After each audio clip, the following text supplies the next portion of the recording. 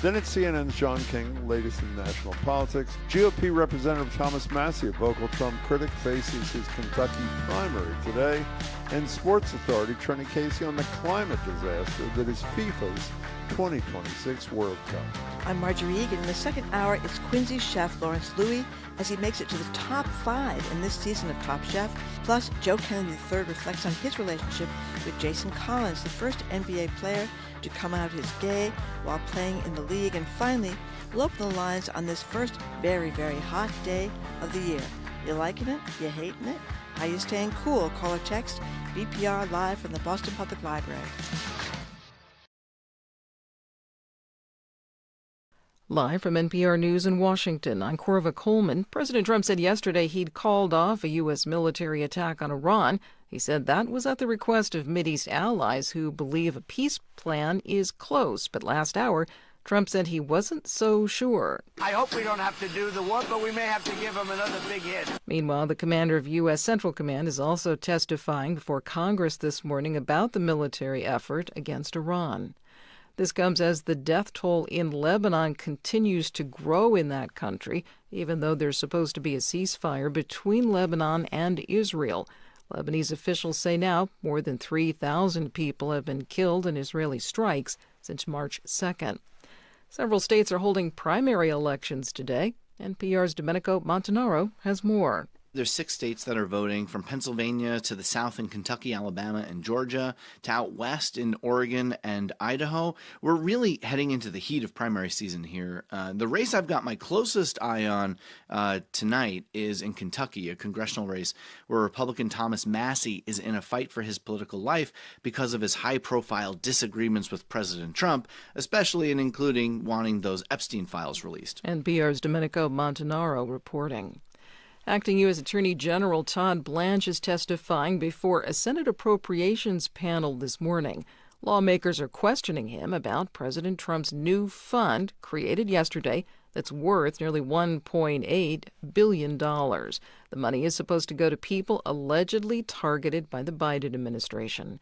Maryland Democratic Senator Chris Van Hollen questioned Blanche about January 6th rioters. Simple question. Will individuals who assaulted Capitol Hill police officers be eligible for this fund?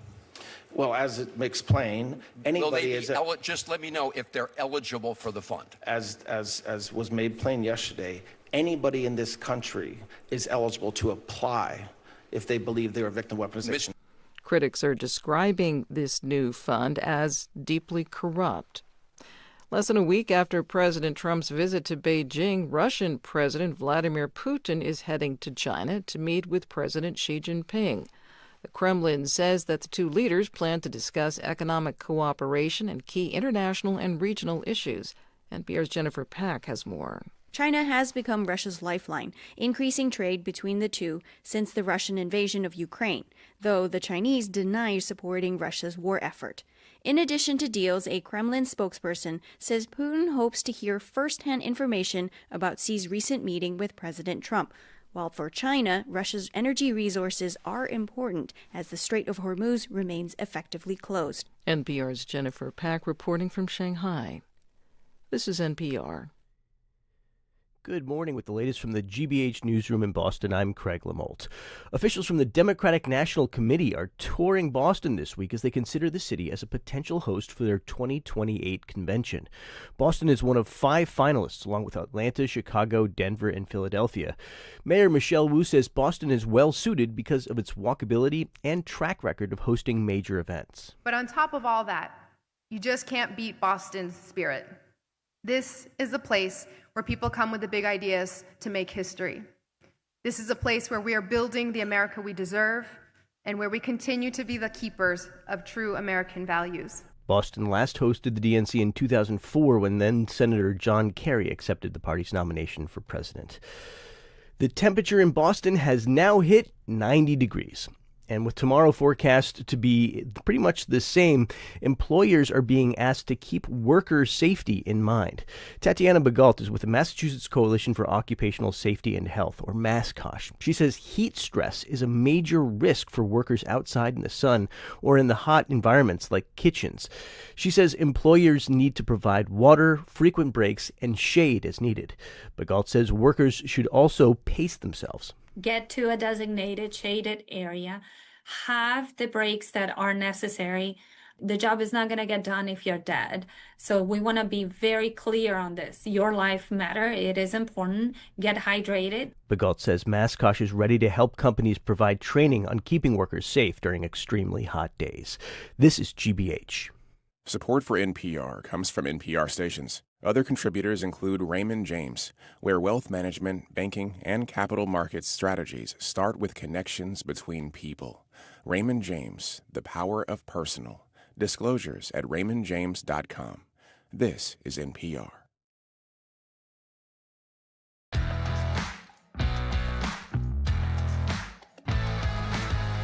Hey, Jim Browdy. I am Marjorie Egan. You're listening to BPR and GBH and NEPM live from the Boston Public Library and streaming at youtube.com. Thank you.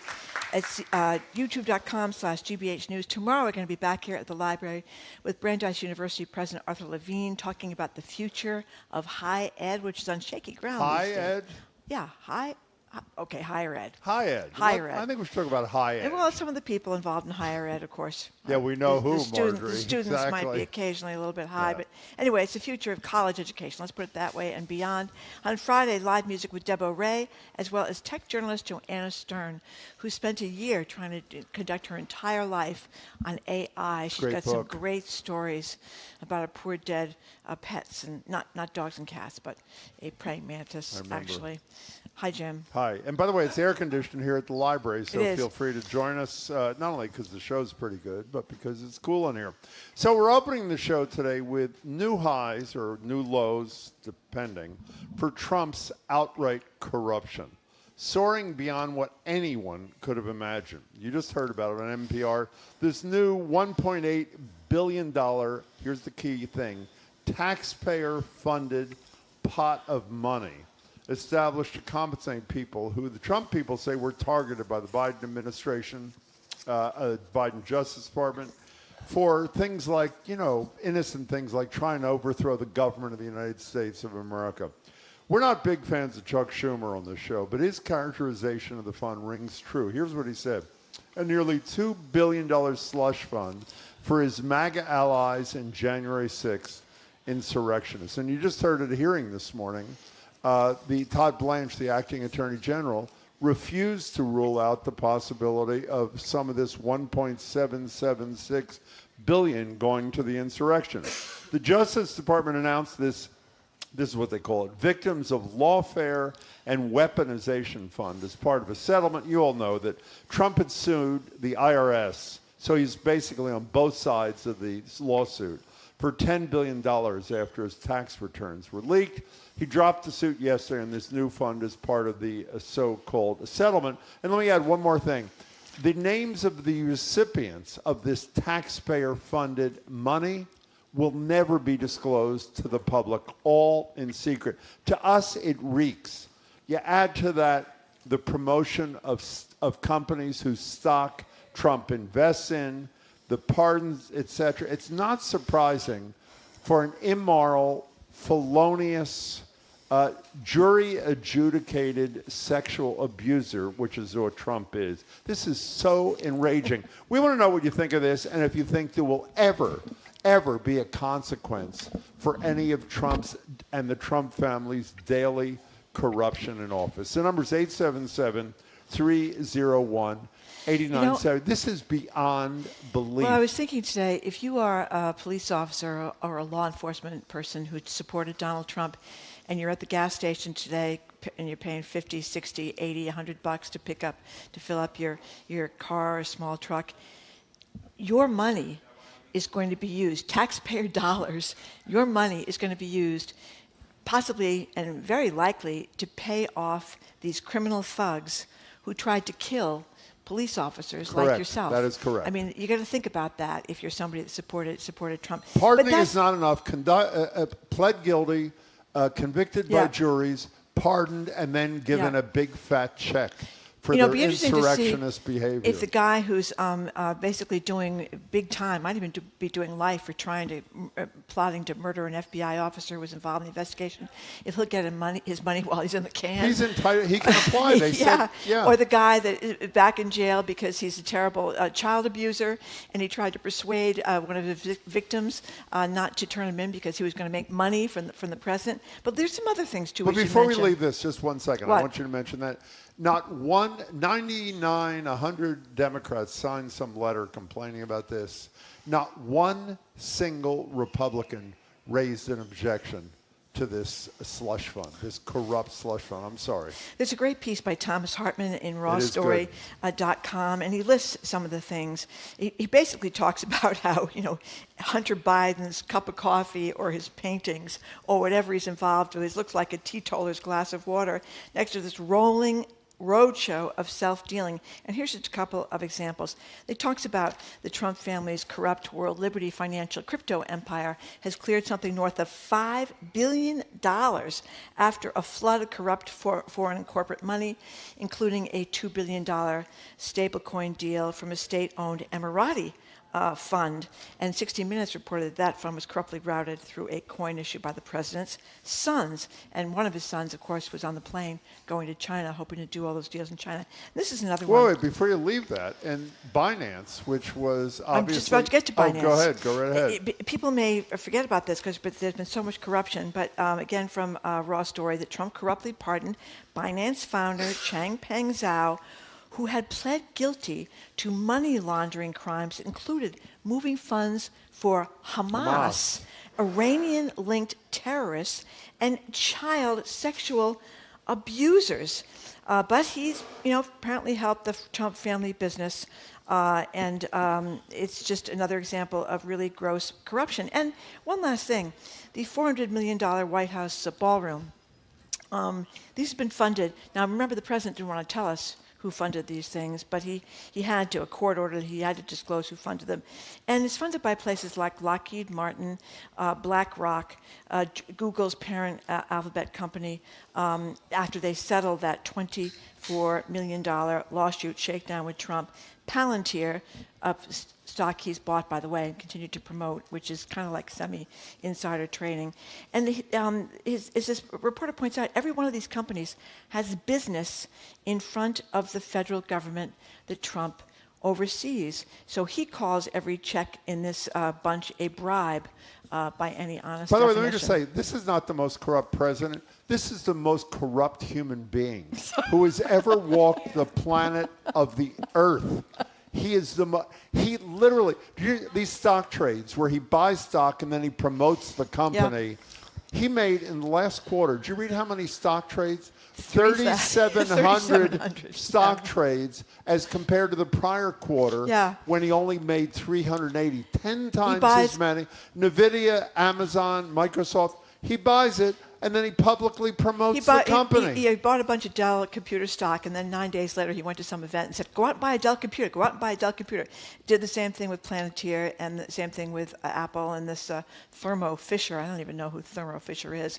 But anyway, 877... Can I tell you something? If the Democrats don't romp in the midterms, you know what they should do with the Democratic Party? Shut it down and start all over again. I mean, I have never... It is just... it is hard to say... A friend of ours always says, I always say, this is the one that's going to do him in. This isn't going to do him in. I'm not saying that anymore. But this $1.8 billion thing is such a... Your money is going to this, and you will never know who the checks were written to. They could be $1 million. They could be $5 million. They could be for people who attempted to murder cops who subsequently were convicted of rape. Yeah. Doesn't matter. By the way, I guess Thermo Fisher is headquartered in Waltham. I did not know about that. I guess I should have known about that. Global supplier of analytic instruments, clinical development solutions, specialty diagnostics. I don't know what that is, but anyway, I guess they're a big deal company. Here's Sean in West Roxbury. He says it perfectly. I give up. It feels like the Epstein class wins. while we plebeians struggle to pay gas and our bills. I've never been so disappointed with this country. I'm applying for Irish citizenship. I mean, yeah, it is pretty bad. But you know what's heartening? About this? Viktor Orban that just got lost. Trump, J.D. Vance went over to campaign for him. Yeah. Trump loved Viktor Orban. Yeah. The big thrust of why he lost was corruption, setting up his family and his oligarchic friends making billions and billions of dollars. The big reason Navalny was murdered by Putin in Russia was because Navalny was pointing out the corruption. So what's your point? Trump is going to lose his third term? I think this will hurt Republicans, and I think if you're worried about the midterms, which a lot of us are, I think the fact that this guy is standing up, that the Republicans are standing up for this, is a problem. I don't think people generally like to think that they're struggling to fill their gas tanks, that they can't afford a house, that they can't afford childcare, they can't afford the raspberries at the grocery store. The voters of America. They're fine with felonies and sexual abuse. But when it comes to corruption, that's a bridge too far. Well, I'd like to talk to someone who's in law enforcement that wants, somebody who tried to kill a cop to get, $250,000, $500,000. Well, the guy who was here with us a couple of weeks ago, former law enforcement officer in Capitol Hill, almost died. Michael Fanone was here when Ken Casey was here. He was on CNN last night, and the guy should win some prize. For courage, for strength, for articulation. He's brilliant. Ellen and Weymouth, you're first on the Corrupt Hour here on Boston Public Radio. How you doing, Ellen? I'm okay. I mean, it is absolutely mind-boggling. And, I mean, clearly the GOP has lost any sort of credibility to critique anyone ever in the future. But I don't think he's going to be using that for people from January 6th at all, because he has no problem screwing over people who help him. I think he's going to use it to pay off the leaders of the people like Proud Boys and the Oath Keepers to really muck up the polls and make a lot of trouble, because that's where he's in the most danger of being impeached, and that's what he's terrified of. I think that's where the money's going to go. Well, Ellen, let me tell you something. Theory. Math is my strong suit. $1.8 billion is a lot of money. You can pay off the leaders of the Oath Keepers, the Proud Boys, and leaders of any other white supremacist organization and still have $1 billion plus left over for these insurrectionists themselves. So thank you for your call, but I think there's plenty of money to spread around. By the way, ordinarily, Trump supporters, and actually despite a lot of them listen to the show, text us with trolling things. If a Trump supporter calls today, let's put him at the top of the list. And we'd love to hear people defend this slush fund. And you called it brilliantly, the sort of insider trading in reverse. Yeah. Because he doesn't buy stuff because he knows something. He buys stuff, and then he says something to promote the stock, so the stock goes up, and he and his sons make more money. And by the way, 60 Minutes, which I record each week to see how far they're bending their knee to Donald Trump, which is not very far, no, I agree actually, at this point. They did a great piece this week talking about these very suspicious insider trading, betting on the war. Yeah. Not only this one guy who got caught at it and is standing charges, but all of a sudden they showed how people weren't moving on these particular stocks, and 15 minutes before Trump says there's going to be a ceasefire or there's going to be some advancement in the war, suddenly all these people are buying oil stocks. And what you would just your common sense would tell you that there are people who know what Trump is going to do, and those people are getting rich off insider information. So it's like corrupt from soup to nuts. And that's not to mention the corrupt prosecutions going after people like Jack Smith, who's the guy who prosecuted January 6th, going after him, going after Letitia James. Courts have thrown that out, thank goodness. But, going after... Comey's doing Comey a second time or a third time or whatever it is. Comey's waiting to get his check from the slush fund. Do you think he's going to get one? Let's go to Aaron in Newton. I don't think so. You're next. Welcome to the show, Aaron. Hi. Good morning. You too. I want to take us back to Barack Obama. The most moving picture I ever saw, a photograph, was the photograph of Barack Obama bending down and having his hair touched by a little African-American woman. Oh, yeah. Yeah, I used to know the kid's name. I can't remember the kid's name. That was a great picture. It was a beautiful picture, but go ahead. What that really meant was that everybody has an opportunity, and everybody is the same. A little African-American boy or a president, they're all the same. They all have the same opportunity. For Trump, there's only one sort of person who has an opportunity, and that's someone who enriches Trump either his ego or his power or his bank account. Aaron, we got to let you go. You said it perfectly. The connection is horrible, but you're absolutely right. That's who he cares. That's who he pats on the head. That picture of that little boy when Trump bent down. Yeah, that was a cute little kid. Didn't the kid say your hair is just like mine? Isn't that what prompted it? Yeah. It was so beautiful. Yeah, it was really cute. And he still owes $83 million to E.G. and Carroll. It's been stayed. That's right. But he's not trying to maneuver it so that the defendant in the case becomes the Department of Justice, because you can't sue the Department of Justice, and that way he can weasel out of the $83 million that he owes her because a jury found him liable in a civil suit for sexually assaulting her, and after that, defaming her. John and Peabody, welcome. Hey, Jim and Marjorie, how you doing? Good. Notice, he will put a slush fund in effect for January 6th insurrectionists, but God forbid they put a fund together for the actual heroes that defended the Capitol. Beautiful point. Great point, John. And during January 6th, when every politician, Republican and likewise, was running for their lives and cowering in the corner and begging the Capitol Police to protect them from the rioters, not one of them will vote against this. Unbelievable. No, you're telling. By the way, John, last night what CNN did, which was great, is they showed video of 6 or 7 prominent Republicans who were excoriating Trump and the insurrectionists right after it happened. Mitch McConnell. Not one of whom is willing to say boo now. Kevin McCarthy, he's gone now, but 6 years later. John, that was a great call. Thank you. Woody, the UPS driver, I think this is a tribute to you, Marjorie, says, boy, did I pick the wrong week to stop overthrowing the government. Is there any way we could put up the picture of Lloyd Bridges? Lloyd Bridges sniffing glue there. It is hysterical. He said quit sniffing He picked glue. the wrong week to quit sniffing glue, and so he took a quick hit, and then his hair stood straight up on his head. Let's go to Karen in Stowe. Hey, Karen. Welcome. Hey there. Hi. Thanks for taking my call. Of course. I just had seen Liz Oyer on Facebook, and she said that the case was about to be thrown out of court, is why they dismissed it, because it wasn't even a viable case. Which case? No, you're saying that the underlying $10 billion suit against the IRS, the judge was very upset because you can't be on both sides of litigation, and Trump was. And as a result, I can't remember her name, appointed 2 law firms to get involved in the case. And they did, and they reported to the court that they had great problems. And you're right, there were a lot of people who felt the judge was going to essentially say the lawsuit can't proceed because, again, the same person is the leader of both sides, and they cut a deal. And that's what happened, Karen. That appears to be correct. Thanks for the call. Someone I read put it this way. It's President Trump suing President Trump's Department of Justice, suing President Trump's IRS on behalf of President Trump. I mean, it's like, and obviously Todd Blanche has showed his corruption. He's as corrupt as can be.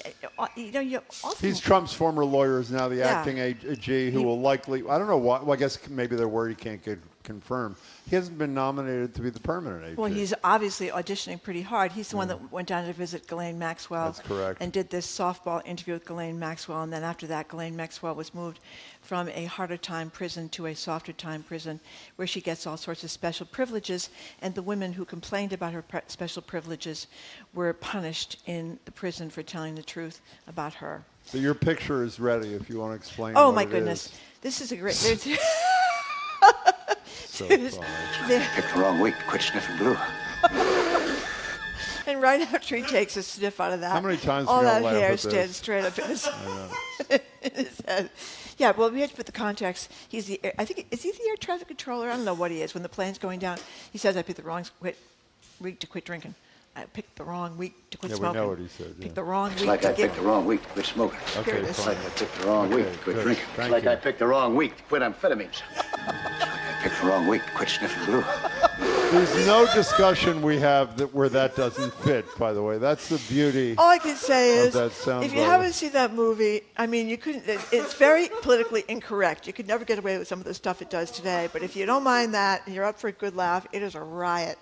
Dennis from Chumps. By the way, has there been one Republican who either, Tom Tillis gets celebrated because he's now the senator. He's the senator who is speaking out against Trump. When does he start speaking out? When he decides he's not running for re-election.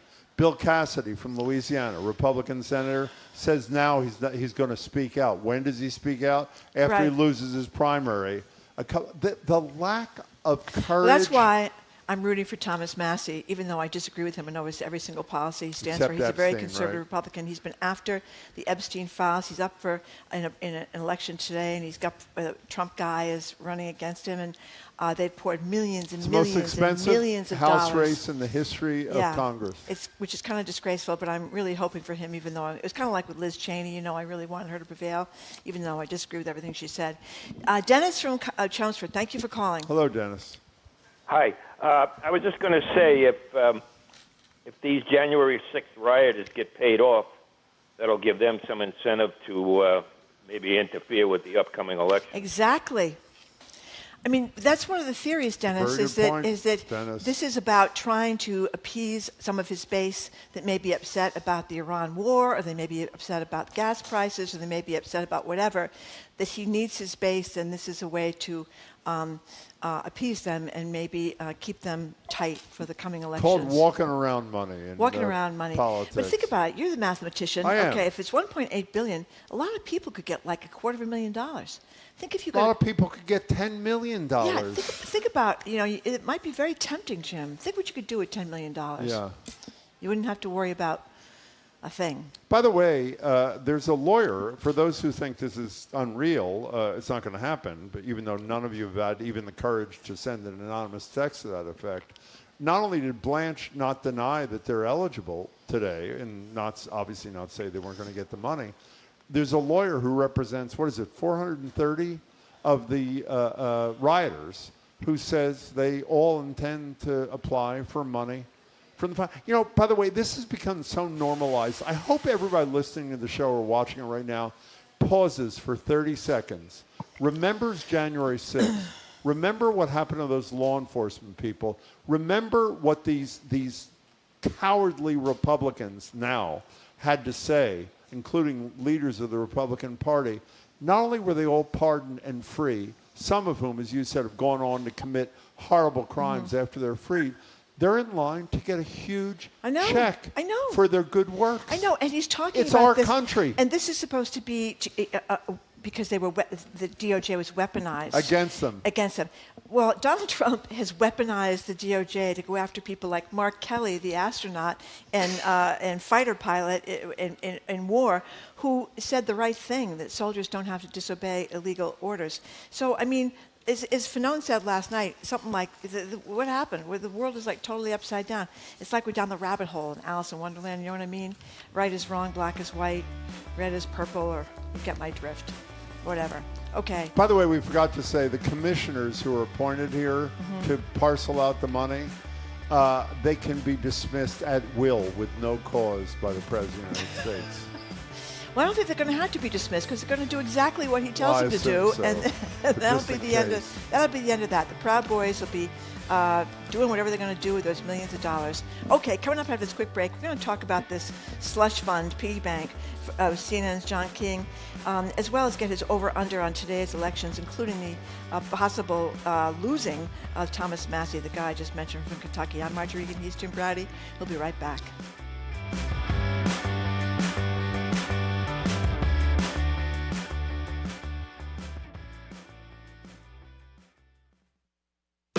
I'm Jared Bowen. Coming up on The Culture Show, Peter Wolf. He came to Boston to be a painter. Then music took over, from the Hallucinations to the Jay Giles Band.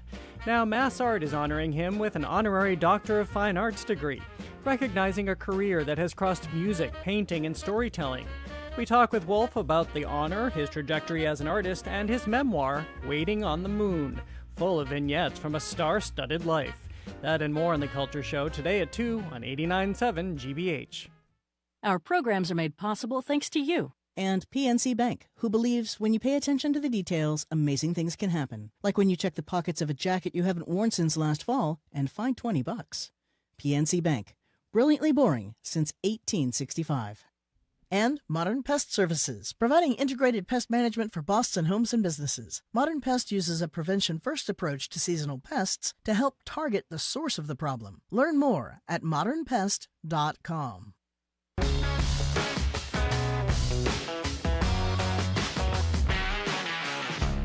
Welcome back to BPR and GBH and NEGM. Jim Browdy, Marjorie Egan, live at the library, streaming at youtube.com/GBH News. Tomorrow, we're back at the library. Brandeis University President Arthur Levine joins us, as does Juliette Kayyem, national security expert. Joined on Zoom by CNN's chief national correspondent, John King, the man behind the great reporting project all over the map. Hey there, John. Hello there. Sorry for my casual Tuesday, but I'm going to be on the TV and the stream later tonight, so I'm my URI, a little boost for URI there. We Oh, excellent. I love it. We'll be URI, watching. one of the most beautifully located schools in Yeah. the entire United States of America, if you ask me. Spectacular. Yeah, You know, it it is. turned out okay for me. So Did you go there? I did. I didn't know you went to I URI. did. Oh, my God. Yeah. Are you a surfer boy? I'm not a surfer boy, although we. All right, very quick story. After a storm, we lived off campus in Narragansett, in these summer cottages. Yes. And if after a storm we would walk down to the beach in our bathrobes in the morning, there were 4 of us in the house. If we found 4 lobsters washed up on shore, then school was canceled. Oh, that's great. That's Yeah, great. we're very committed to academic excellence in those days. So, John King, we were just talking to our listeners about the $1.7 billion, what's being called a slush fund, to compensate Trump's allies in this deal to drop the IRS suit. And I'm wondering, since this could be used, as we've been saying, to pay off the January 6th rioters, I'm wondering if this is a step too far or if this is just another in a long line of kind of shameful deals that doesn't really matter to a lot of Republicans. So there are primaries today that are a continued part of the president's retribution tour, and this is sort of a separate piece of that, right? This is the president trying to bend the arc of history and deny the arc of history and reward people who were part of a horrible day in American history. We'll have to see where the money goes. We'll have to see if it actually happens. But the president, to your point, has created a fund to essentially pay people who were prosecuted, and they had every right to appeal those prosecutions and deal with the court system. The system that we have, that Donald Trump repeatedly refuses to accept, that we've had for 250 years. That doesn't mean it's perfect, but the system that he refuses to accept, he is now essentially, this is another way to wage war on it by saying, sure, those people were convicted, sure, some of them did time. I'm going to create a fund and reward some of them with money. We'll see. I mean, let's all listen, right? Are any Republicans standing up saying, sir, you can't do this, sir, you shouldn't do this, sir, this is a bad look? Pretty quiet, right? Yeah. John, I ask you the exact same question every week now with a different set of facts. So this is this week's. In your 40 years of doing this, have you ever seen a president do anything like this fund? No. I mean, you could read some of the Watergate. I mean, Nixon was trying to create some kind of, corrupt things, but like this, no. As I said before, you could go back through history, not just American history. You can go back through world history. And there are a lot of parallels. You can find little, nuggets of what Trump is doing. And what I say is he puts everything on steroids. It's just, it's just on a scale. And in a way, Jim and Marjorie, we've talked about this many times. That's sort of how he gets away with it, because it's right in front of you, right? Normally, it's when you have to dig and you have to have great reporting or great investigations or great congressional oversight, and they uncover these secrets, and that's when it blows up into a scandal. Trump does it right in front of your face, and everyone kind of freezes. It's like, whoa, what do we do about this? He did that right there in front. We watched him do it. What are we going to do about it? John, you mentioned primaries. We're going to get to them in a second because we're both, and I assume our audience feels the same way, very interested in some of them, particularly in Kentucky, but elsewhere as well. Is there any sign of any progress in this war? Trump said yesterday that he was going to start bombing again, and allies in the Middle East asked him not to do it. We have no idea if he's lying, obviously. There's no evidence to suggest that's true. Is there any evidence of any progress towards some resolution here, or no? No, there's no evidence of any progress toward some resolution here. And to your point, the president has, depending on which day or which hour in a day we're talking about, he has repeatedly said that this would be over in a day or two, or that the bombing's going to start again and it's going to be like nothing you've ever seen. He has said both of those things repeatedly. Those things, of course, are directly contradictory. Ending any second now, bombing any second now. But that's what he keeps doing. He just keeps going through this rotation, and here we are. And again, you can look at the personal toll on Americans. I was just up in Maine. As I told you, I went up to Maine, the most rural state in America. People don't think about that. Maine is the most rural state in America. It's more rural than North and South Dakota once you get off the coast. Yes, and so you are, what are you doing? You are driving 25, 30 miles to work, 40 miles to work. You got me, I'm off the track. You asked me, is there any evidence that it's over? No. Is there any evidence he means it about the bombing? We'll see. But the political impact of this, plus the geopolitical impact of this, plus the economic impact of this, look at Treasury yields today going through the roof, which makes it harder for who to borrow? Every American, especially working class Americans who don't have a good credit rating, so therefore their borrowing costs are already higher. The domino effect of this is getting remarkable and not in a good way for the president. We were going to go to Maine later, but since you brought up your trip, what's your takeaway on Plattner v. Collins? I want to camp out there for the rest of the cycle. It's just, number one, I'm a New Englander, so I know this, but you have to go there to see it. There are two Maines, right? There are two Maines. Half of the population of Maine lives, within an hour or two of Portland along the coast, right? An hour north, hour to an hour and a half north, hour to an hour and a half south to the Massachusetts border. It's about half of the population. That's highly educated. It's more affluent. And just go back through recent elections, those counties vote blue, right? Now, remember, George H.W. Bush had a home there. There were moderate Republicans there. Yep. There were Susan Collins supporters way back in the day, Bill Cohen supporters, Olympia Snowe supporters. But we live in a new world and a new Republican Party. Then you drive inland and you are in a very, very rural state that's much more Trumpy. It's fascinating. The most interesting part to me is a lot of these upscale Democrats who have doubts about Plattner. And it's not just that they're having a hard time forgiving some of the things he said about women and about sexual assault. Most of them loathe Trump. They don't trust Plattner, but they loathe Trump. And so they're trying to come to grips with the idea that we need to vote for this guy to try to make the Senate blue, even though we have profound doubts about him. But some of them have a hard time getting there. It was really interesting because they don't buy the Marine turned oysterman turned everyman turned, the new next Bernie Sanders. They know him. It's a tiny state. He's not rich, but he comes from a little bit more privilege than he lets on. And so they're just having a hard time with his story. And part of it is because a lot of these women, what they tell you, and Marjorie, I'd actually love your opinion on this, is that a guy can come along and say, I'm brand new, I'll get the experience later, right? Just elect me and I'll get the experience later. They say if a woman steps up and do that, everybody laughs.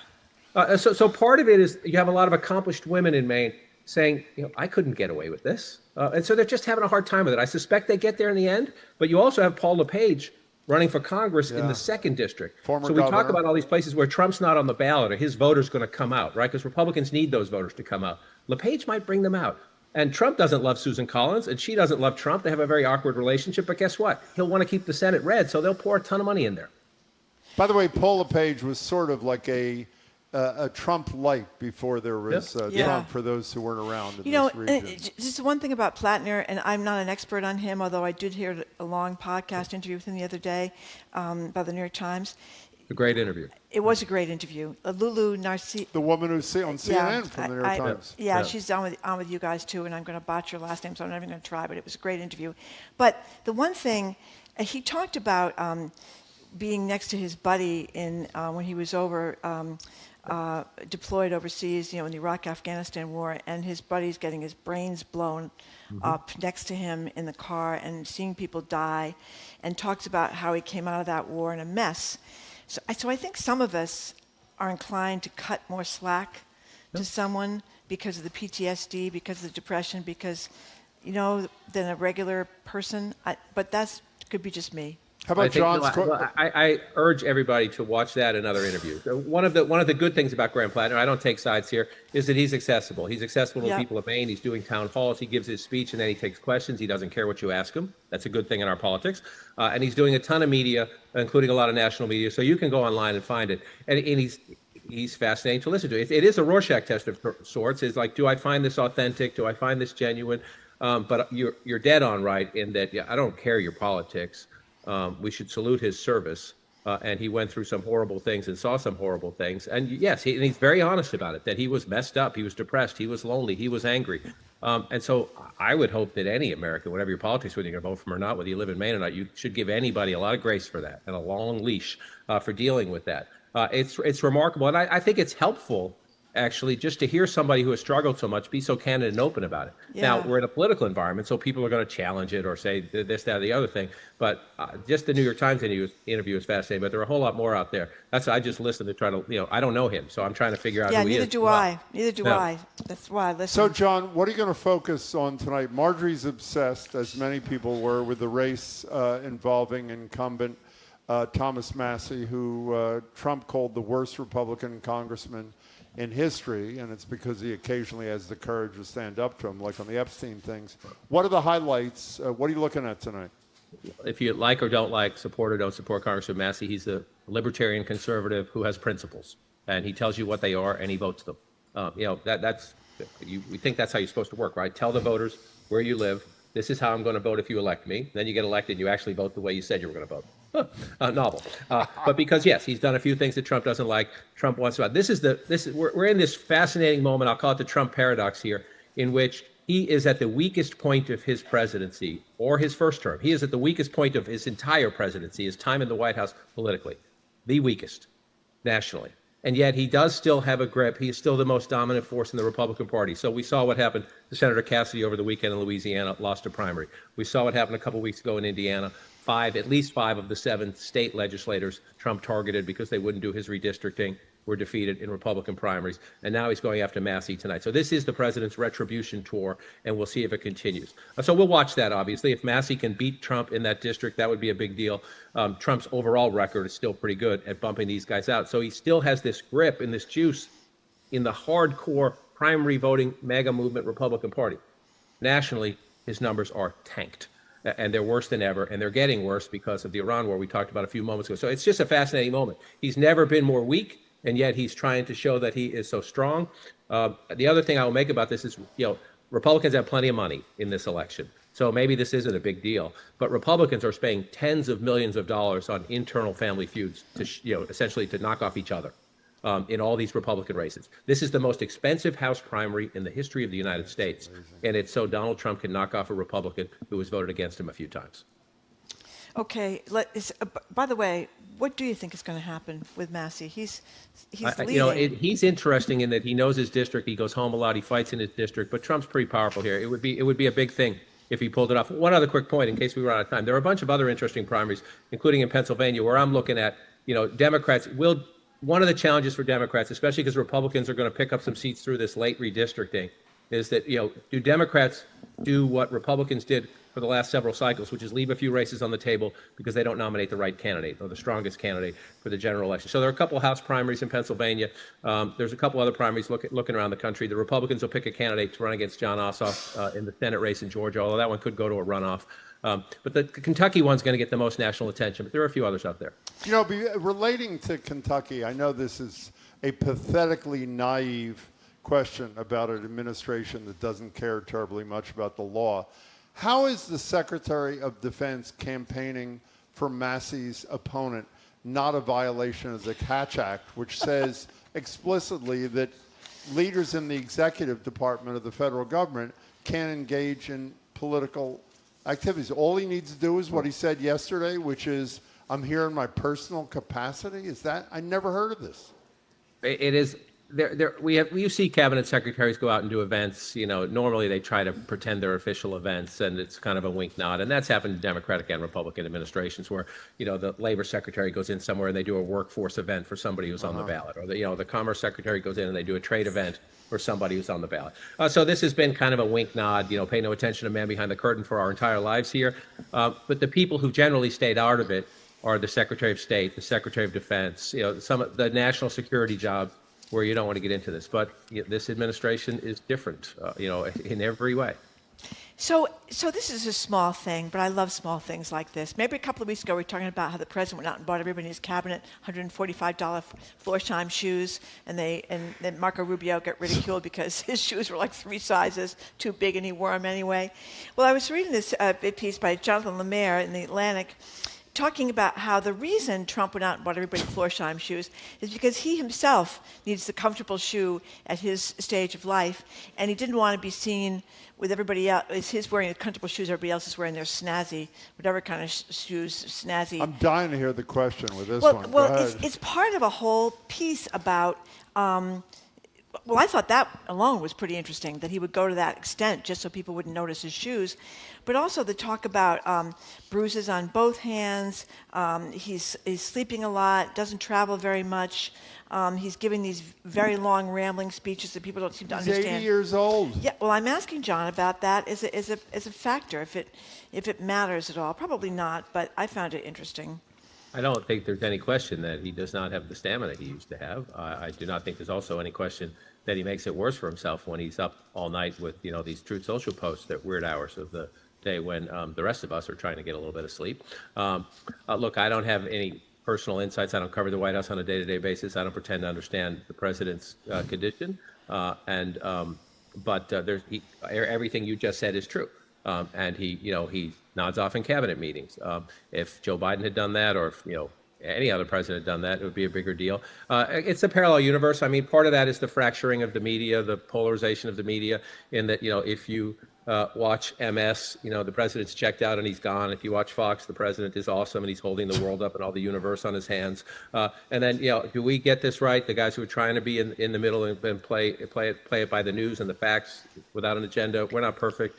But I think that, I would hope that from the Biden experience, I always say, what have we learned from our mistakes, right? So there were no weapons of mass destruction. We should be much more skeptical about covering any American military operation from the days of the Iraq War. I covered the White House in those days. I speak as a senator. So we were not as aggressive as we should have been covering Biden's decline. We should keep a close eye on Trump. We'll be watching it tonight, John. We hope John everybody King, does. thank you very much. Good luck. Thanks so much. You URI grad, you did not know that. That's a great school. Thank you, John. I've been speaking with CNN Chief National Correspondent John King, the man behind the great reporting project All Over the Map. We're going to get one from Maine pretty soon. Coming up after this quick break, NBC Sports, Trenni Casey. Trenni's going to talk to us a little bit about it now that Heat of Rivalry is gone. More sexy hockey TV shows and the mess of FIFA in terms of climate change. That's next. You're listening to Boston Public Radio 89.7 GBH, live from the Boston Public Library, streaming at youtube.com/GBH News.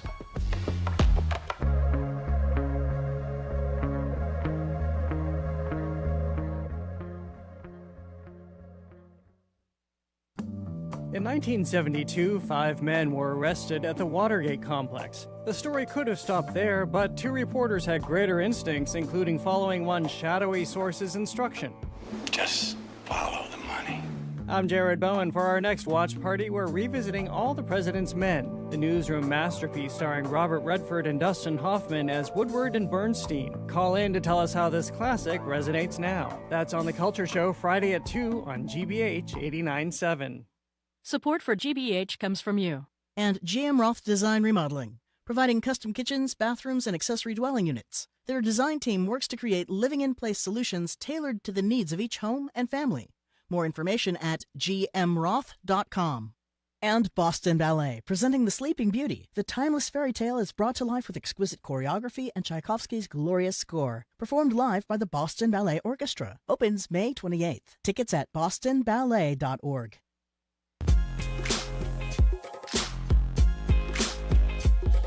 Welcome back to BPR and GBH and NEPM. Marjorie Egan, Jim Browdy, live at the library, streaming at youtube.com/GBH News. Back at the library tomorrow, President of Brandeis, Arthur Levine, will join us. He's got a book out about the future of higher ed, what it will be, what it should be, that sort of thing. And on Friday, when we're back, in addition to music, Joanna Stern, who last time she was on with us worked for the Wall Street Journal. She's now an independent tech journalist, has written a spectacular book you're going to be interested in. It's called I Am Not a Robot, My Year Using AI to Do Almost Everything, and the book is really great.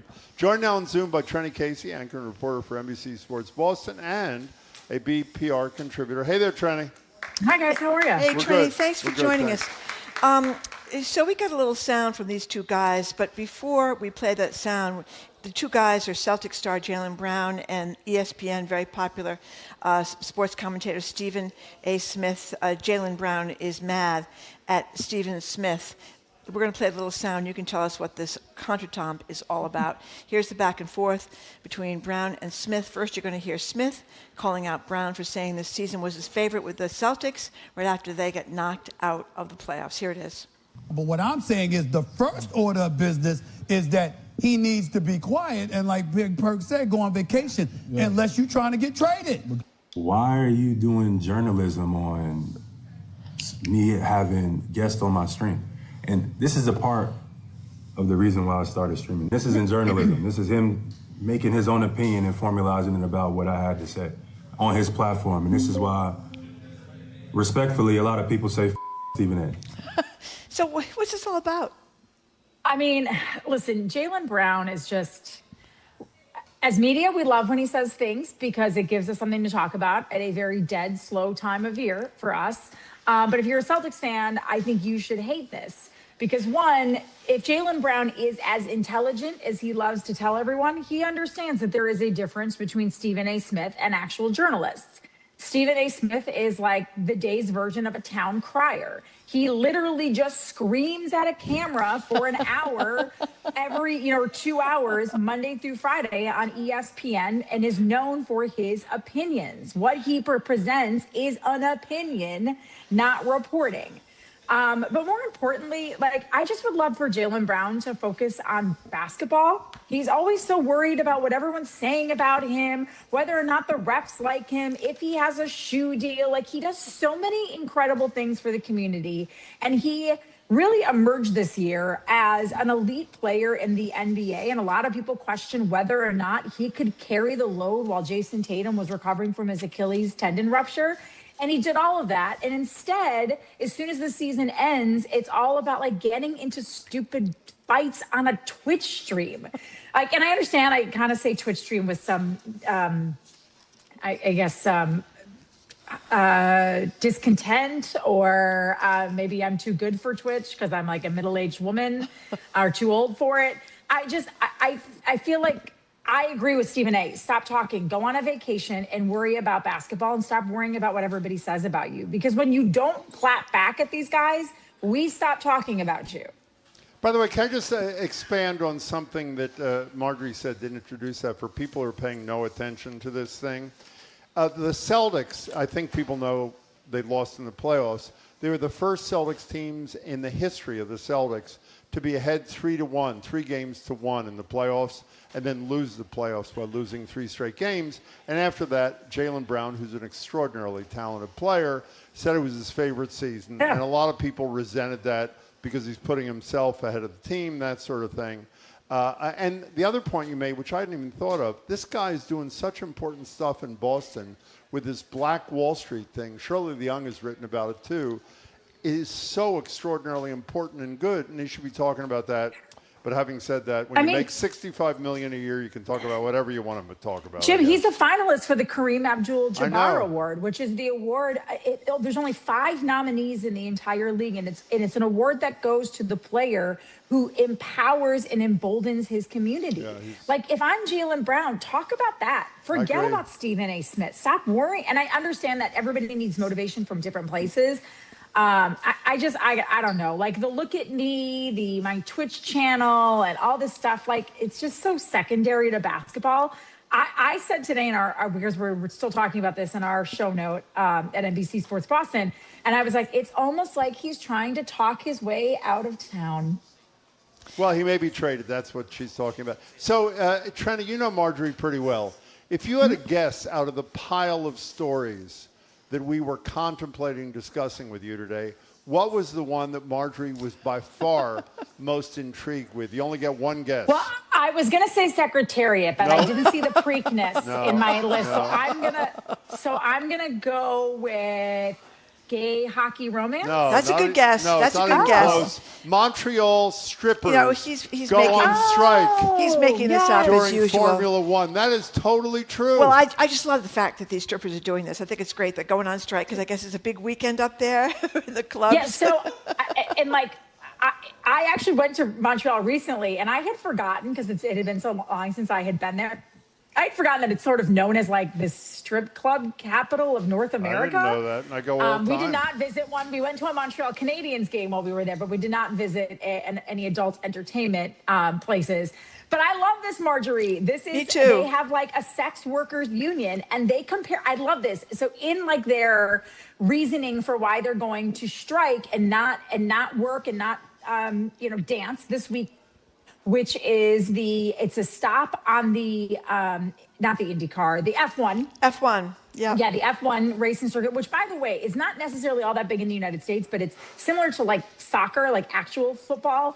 It is huge everywhere else in the world. And so there's a stop, the Canadian Grand Prix stops in Montreal. It's a cool event. They like race through the streets and all this stuff. Well, a stripper said, all you guys are coming to watch some F1. Well, you are on your own because we are going to strike and we are not going to strip for you because we are like plumbers. We're independent contractors, but unlike a plumber who can set their rate and set their hours and set their working conditions, they are treated as independent contractors, yet they're still beholden to whatever club they work for. So they just want rights. They want good working conditions. They want good working conditions. Better pay. They want better pay. Like, good for them. Good for them. Yes, I love this story. Keep your clothes on this weekend, ladies. I just want to know what it is about Formula One that brings more business than, let's say, the Montreal Canadiens, but I guess that's... Well, because I think the Montreal Canadiens, Jim, is they don't like sex.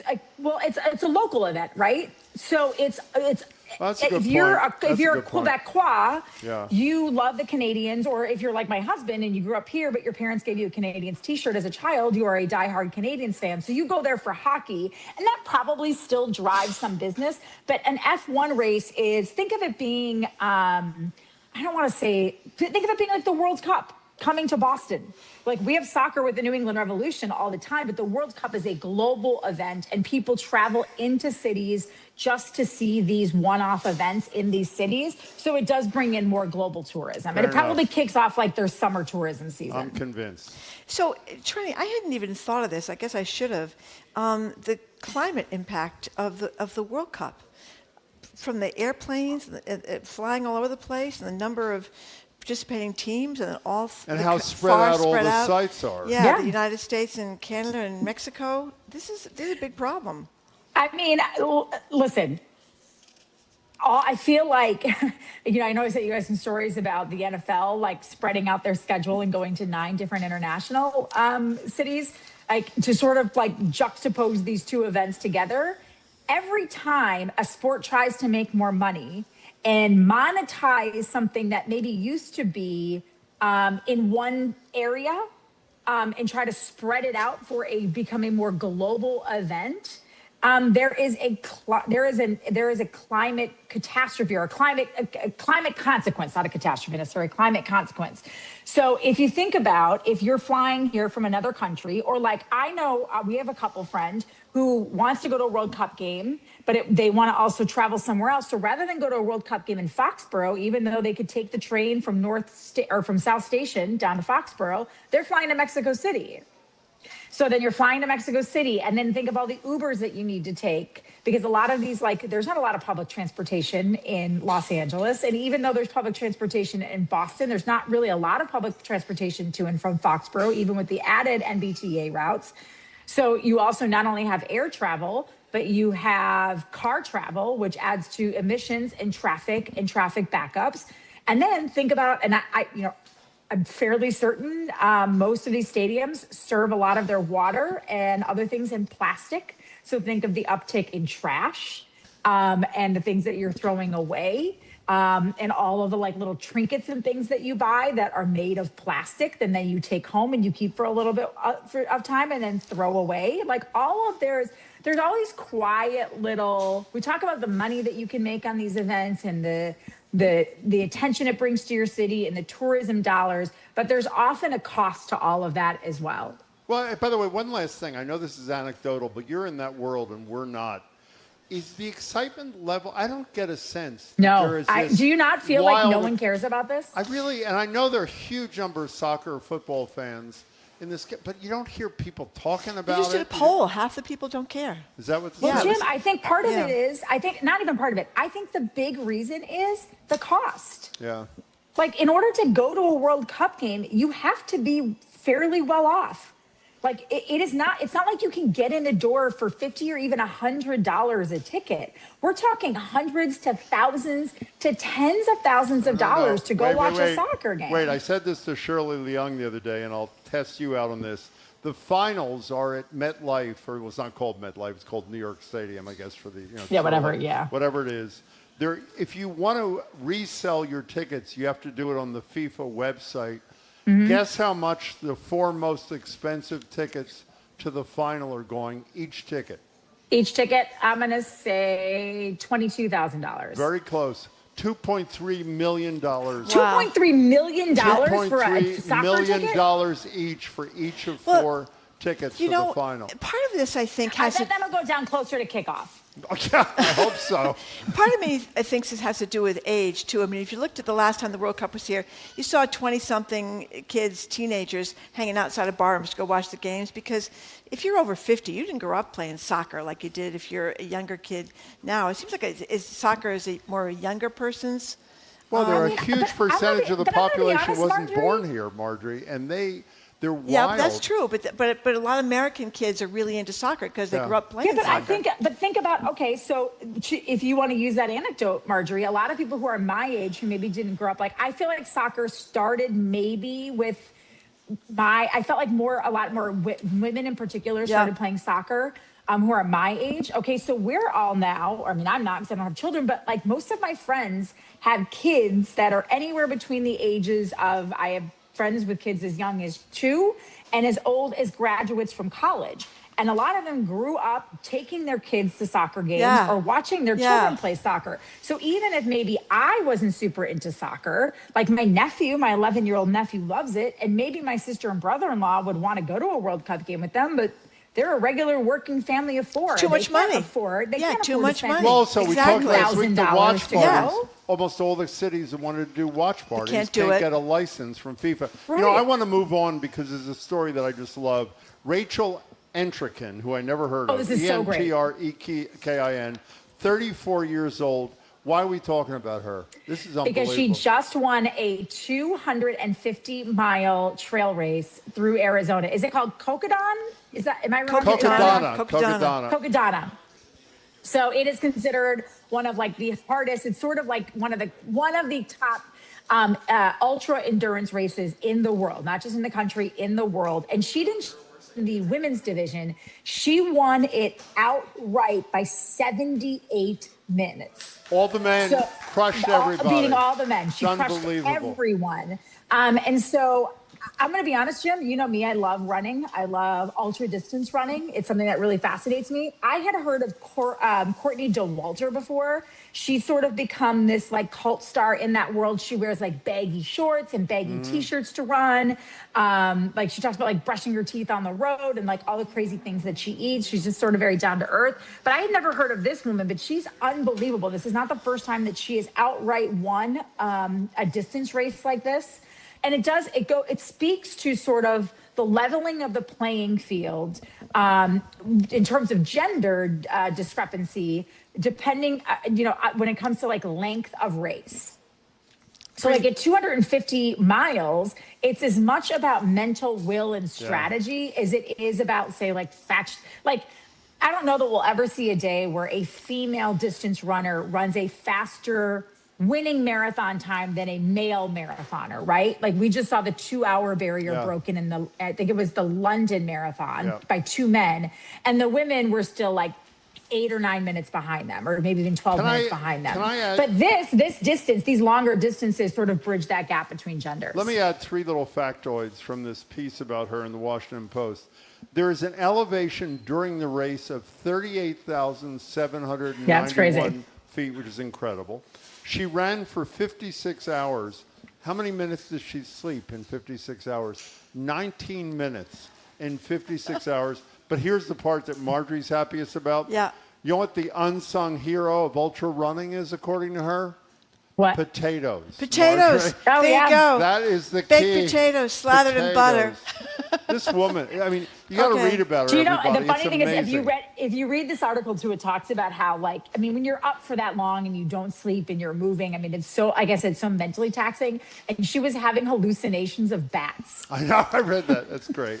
Okay, And Trenni. like, it would be terrifying. That's great. We'll have to wait till next week to talk about more heated sex stuff on television, the Amazon I Prime. really thought that was your story of the day, on Marjorie. campus. We'll It'll talk be about the it story next of week. next week. Thank you, Trenni. See We're you, speaking with Trenni. Trenni Take Casey, care. anchor, reporter for NBC Sports Boston, VPR contributor. We say goodbye to those of you listening on NEPM. Make sure to tune into the Fabulous 413. They start this afternoon at 3. We're going to keep going here in Boston, though. Coming up after this quick break, Chef Laurence Louie has advanced to the final 5 in this season of Top Chef. He joins at the library studio with his life and business partner, Rari. Together they run the fabulous Rubato and Quincy. We're going to hear about Rubato, and we're going to hear about Top Chef up next. I'm Marjorie Egan. He's Jim Browdy. This is BPR, GBH, and NEPM, live from the Boston Public Library, streaming at youtube.com/GBH News.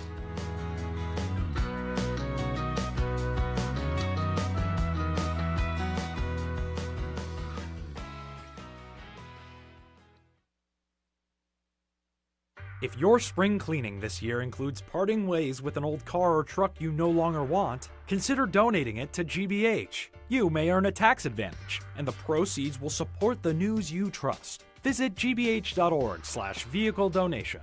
Funding for our programs comes from you.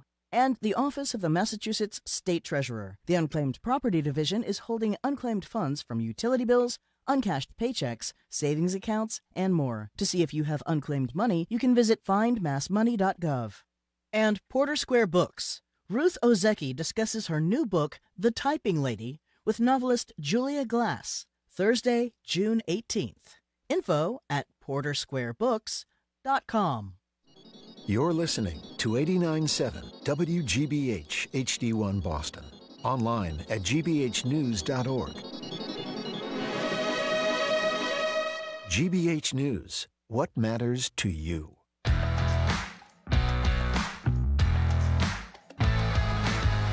Welcome to hour number 2 of Boston Public Radio, 89.7 GBH. Jim Browdy and Marjorie Egan. We are broadcasting live. Thank you from the Boston Public Library, streaming at youtube.com/GBH News. Tomorrow, we want to mention we're going to be back here at the library with Brandeis University President Arthur Levine, who's going to talk about the future, what that means for higher education. On Friday, Live Music Friday with Deb O'Reilly, as well as tech journalist Joanna Stern, who spent the entire year having everything done for her by AI. She's going to tell us about that. Mir will be with us here on the 27th at the library. Hey, Jim. Hey there, Marjorie. We're joined now live at the library by Chef Laurence Louie and TV star. We'll talk about it in a minute. And Rory Ratsifa. They're the co-owners of Rubato in Quincy, one of the most under-known restaurant capitals anywhere. It's fabulous. Not just you guys, which are great, but Rubato, RUBATO-food.com. Laurence, by the way, is the only person I know other than Marjorie who graduated with a major in American Studies. So there's a bond between the two of you to begin with. Is competing in the current season of Top Chef on Bravo. Here he is last night, feeling very confident about his Elimination Challenge dish. This is going to be a tough challenge. I've never cooked rabbit. I've never worked in a Michelin star restaurant. I didn't go to culinary school. I started cooking when I was 27. I'm 38 years old now. And so if they are looking for fine dining, it's like I don't have that much experience. Okay, so I don't think this is a spoiler alert. Since it was on last night, Laurence advanced to the next round. Laurence Louie, Rory Ratsifa, welcome. It's good to see you both. We love this. Top Chef star right here. But before we get to Top Chef, tell people, Rory, tell about your restaurant. What's Rubato in Quincy if people go there? What will they find? Rubato is a modern Hong Kong place that Laurence had dreamed of, I think, in the years that we've been together. You can find things that he craved about, like his Hong Kong French toasts or your fried chicken, your bolo fried chicken, which is something that you've yeah, you really like. And actually, having- my mother had a bakery there for Yeah. 20 years before. So The we same took building. over. Yeah, same I mean, building. that's kind of cool. Your mother, by the way, who's Big not known just for her bakery, by the Yes. way. Explain your mother's connection to this community. Most famously, she's a rock star. She was, and is. Yeah, and still is, yeah. Still So she has is, a band called Contempo, which the bakery was named after, but they still practice in the basement every week. That's great. And Joyce Chan, your Yes. mom's name, is right. So tell us how this whole thing. Are you going to complain? I want to know. I want to know. I want to say. No. Complain I about want to say. closing at 4 p.m. Excuse me. Can I speak for myself? Complaining about that. Okay. So Marguerite earlier. blew it for me. Every time I'm in Quincy, Yes. I mean this. I'm raising my right hand. 99 times out of 100, when I'm with somebody and I say, "Do you want to get a bite to eat while we talk?" They say, "Yeah." Where do they want to go? Rubato. Oh, it closes at 4 o'clock. What is going on? We've gotten that since day one. That's been kind of the biggest, I think, barrier for folks to get to Quincy, but also to come during hours. We also only open 5 days a week, so Wednesday through Sunday.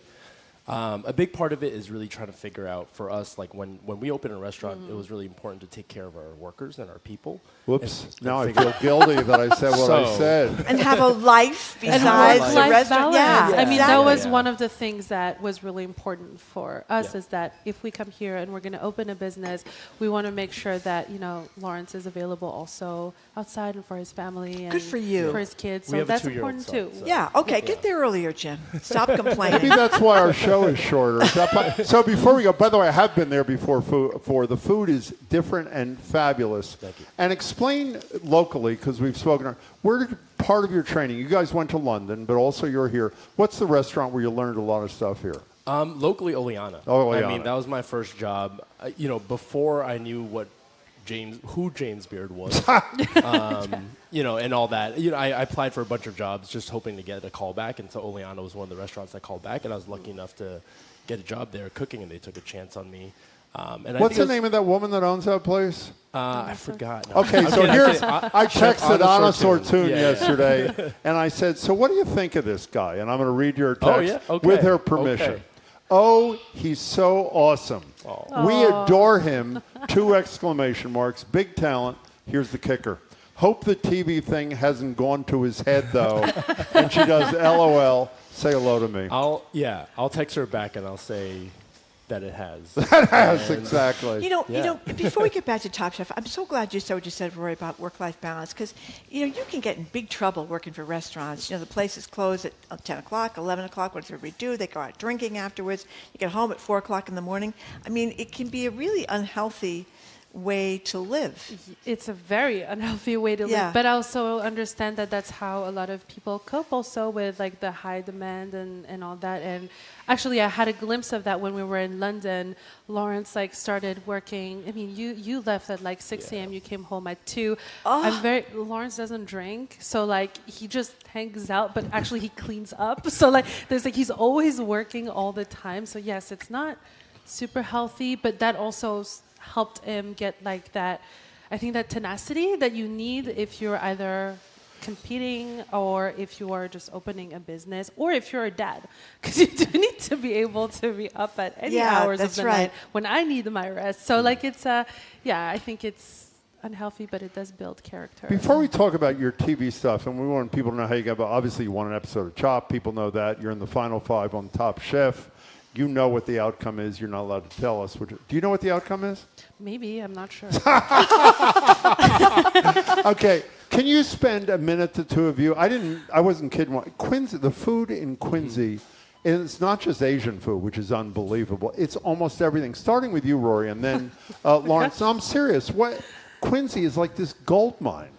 It is. And, coming from Europe, you see these restaurants all around, and you can go down the streets and you find this amazing Michelin rated restaurant. And then, coming here, I didn't think that I was going to find that area, but then Rubato opened, but then there's our friends at the Madeleine and then Niveau with Robbie, and there's just so many other places that you're just discovering as you go. It's diverse, it's delicious, Do a lot of people come from Boston and outside of Quincy to go to your place? Yeah, I mean, I think our kind of clientele there's a pretty big range, I think, and it's kind of changed over time as well. You know, we're in the heart of a working class Chinese community, and so, you know, I think our menu is very much designed to serve both that community, but also folks who are foodies and, you know, I think people watching Top Chef and things like that.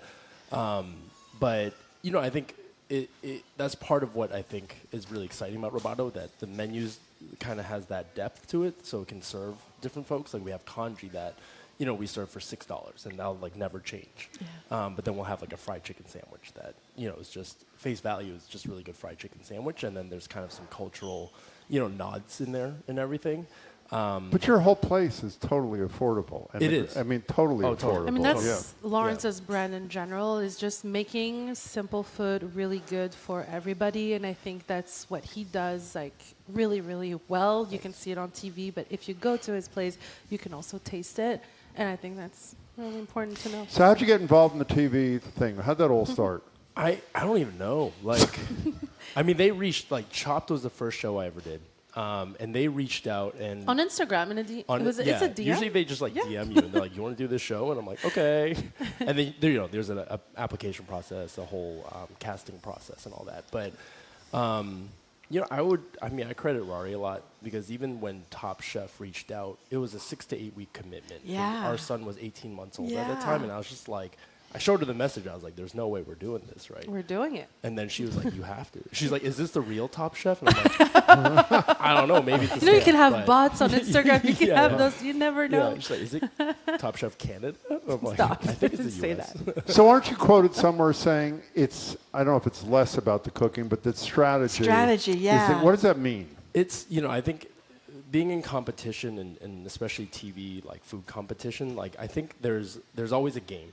And I think there's no one on that show is a bad chef, but someone has to be the first out and someone has to win.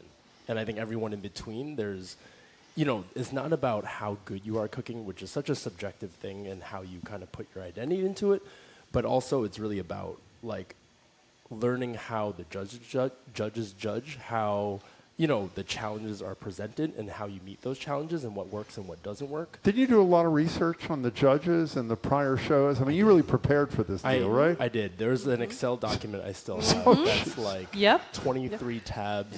I did memorize a bunch of recipes. And, you know, you go in there because you know, like, all right, I'm not a pastry chef, but you know you're going to have to do dessert at some point. So you want to get ready for that. So then I consulted some pastry friends and did some training with them. And, you know, I think a lot of it starts here, and then it kind of, you know, you kind of figure out how to execute. Well, for people that don't watch Top Chef, and they should because it's fun, they tell people what they do. They present you with ingredients, right? And tell people. So every challenge is different. So every episode, essentially, there's a quick fire and then there's an elimination challenge. So there's a quick fire, which is for money. And so you can always, every episode, most episodes, you can win some money, but those are like 30-minute cooks.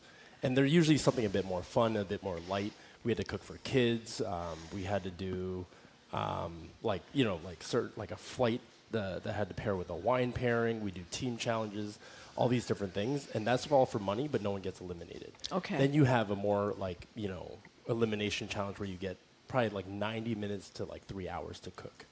And so those are more of like the, okay, like, show us what you got kind of a thing. And those usually have certain parameters. So we had like, you know, on a whole hog. We did a colors challenge. We did, we went fishing. We had to catch fish and then cook. Which we cook the all fish. know.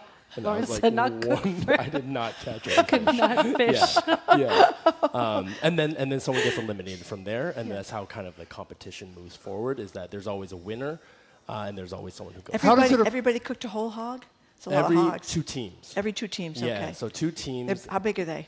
Oh, the whole hog was maybe like 130, 150. And then you cooked it in the restaurant afterwards, right? After the show aired? Yeah, we did at the restaurant. And I assume those were going, well, there were 150 portions that was going like in a minute and a half? Yeah. There's a line, and it went fast. Is it helping your business? Is his celebrity helping the business? I mean, no, come on.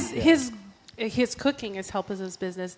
Yes, and also I think when you watch these like culinary shows, I don't know about y'all, but like I always watch them. I'm always so hungry and always trying to understand, you know, how does that taste, or like, oh, the judges didn't like this, but why? And so I feel like Lawrence like being able to deliver what he's doing on TV and also like translate it into our own restaurant, that's amazing, and it is giving business. So when you said before 6 to 8 weeks commitment, does that mean you are gone for 6 to 8 weeks? So you're home with the 18-month-old in the restaurant. Yes. How did that work out?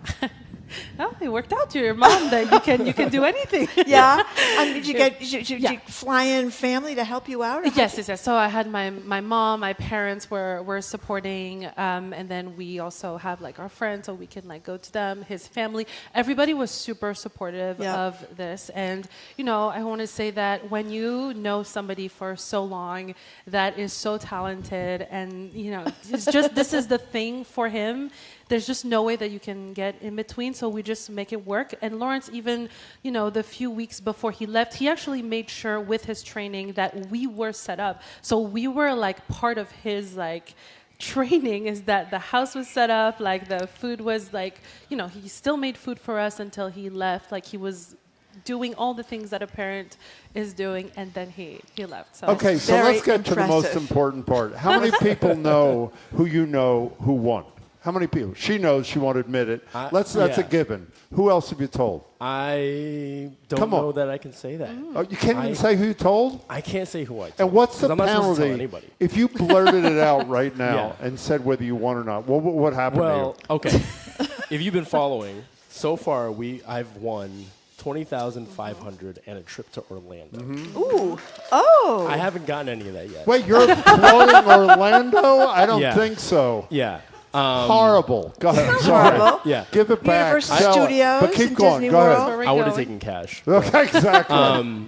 But so I haven't gotten any of that yet. Yeah. So that's, Follow the rules. I don't know. But So they screw you out of your winnings if you I don't know. disclose. I don't know. Okay, wait. I want to do this one more second. Okay. I don't want you to violate anything. Yes. How about this? If you won, raise your right hand. If you didn't win, right? I'm just gonna. Okay, I'm sorry, Marjorie. Go ahead. Okay, we're almost out of time here, but one last thing. When you talk about studying how the judges vote, do you mean if they like certain kinds of food or they like certain kinds of chefs, their personalities? What do you mean by studying? Yeah, I mean, I think it's really about not just preferences, because I think they're professionals and they'll judge based off of how they might not like something, but they'll judge it based off your execution, your skill, and your kind of creativity around it. I think it's really about how the challenges fit and how you're playing to the challenge. And so sometimes they're like, okay, and you notice when people get eliminated, it's like, oh, is it because they messed up cooking the protein? Was it not creative enough? Was it, seasoning levels? Is it this or this? And I think when you start to see the patterns and the data actually around the voting patterns, then That's you can impressive. start to know. You see, all American studies majors, Jim. There you go. Exactly. That's how There we you work. go. Before you go, Yeah. are you nervous when you're doing this, or do you get into it and nerves disappear?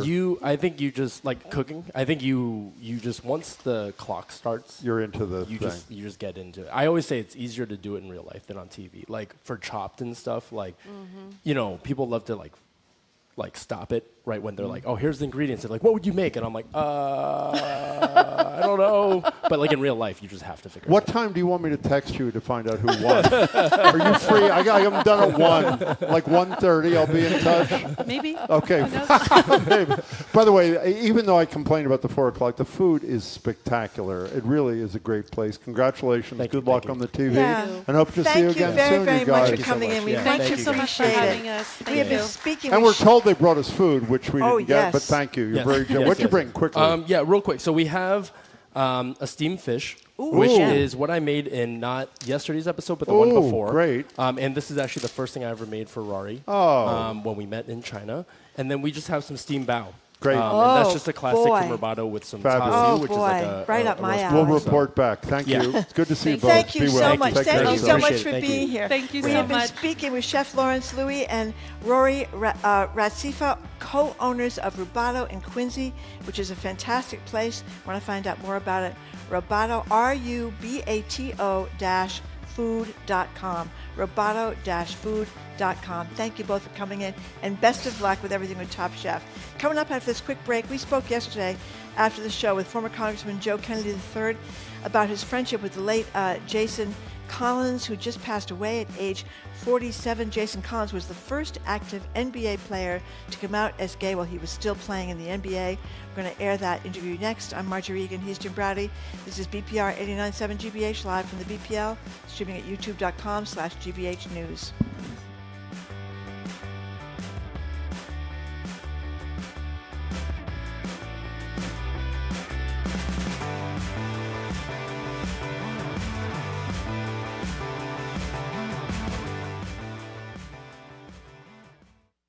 I'm Edgar B. Herwick III. Today on the Curiosity Desk, it is the dream, no pun intended, of every late-night cramming college kid or anyone who's wanted to learn that second language but couldn't find the time. Learning while you sleep. Turns out, it is possible with the right conditioning. But can you remember any of it when you wake up? Find out on the Curiosity Desk. Today at 1 on GBH 89.7. Support for our programs comes from you. And Polar Beverages, family made since 1882. Founded in Worcester, Massachusetts by Dennis Crowley, offering a range of flavored seltzers, mixers, and dry sodas. Product information and locations at polarbeverages.com. And Classic Harbor Line, offering a range of cruises for families, corporate gatherings, and sightseeing day sales throughout the summer in Boston. More at classicharborline.com.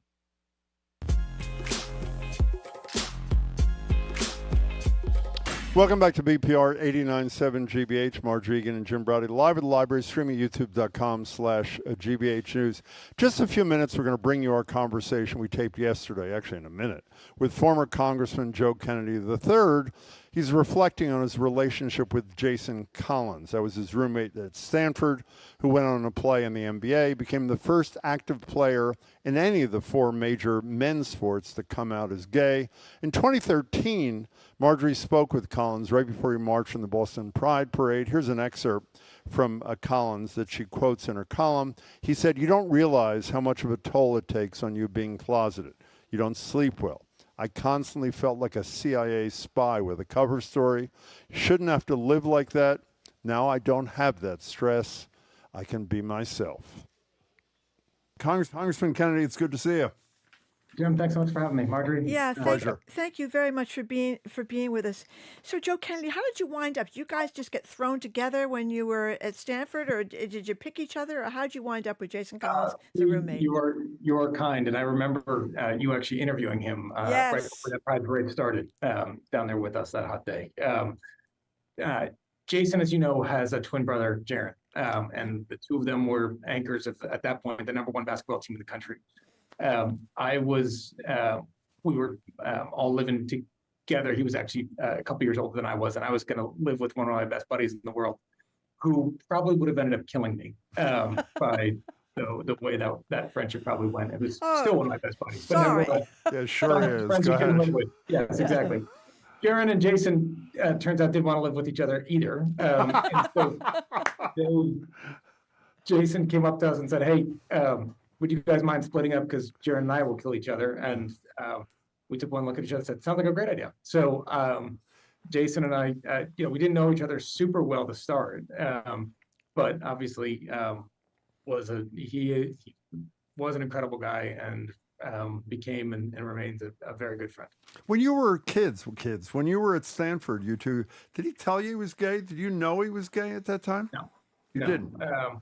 And look, Jason is he's a very, very private guy. Jim, he was, he and his brother, both 7 feet tall. They were literally and figuratively the big men on campus. They were the #1 basketball team in the country for much of the time that they were there. And they were under, enormous media scrutiny. He was he was a first-round draft pick in the NBA. So, I took it, not that he needed, my kind of discretion and protection or anything, but I knew that he was going to be under enormous amounts of scrutiny and public eye and public pressure, and no matter what he did. So I made sure that, when he was in our room, that he just had the ability to kind of be who he wanted to be, and had the privacy and protection. And he was a very private guy.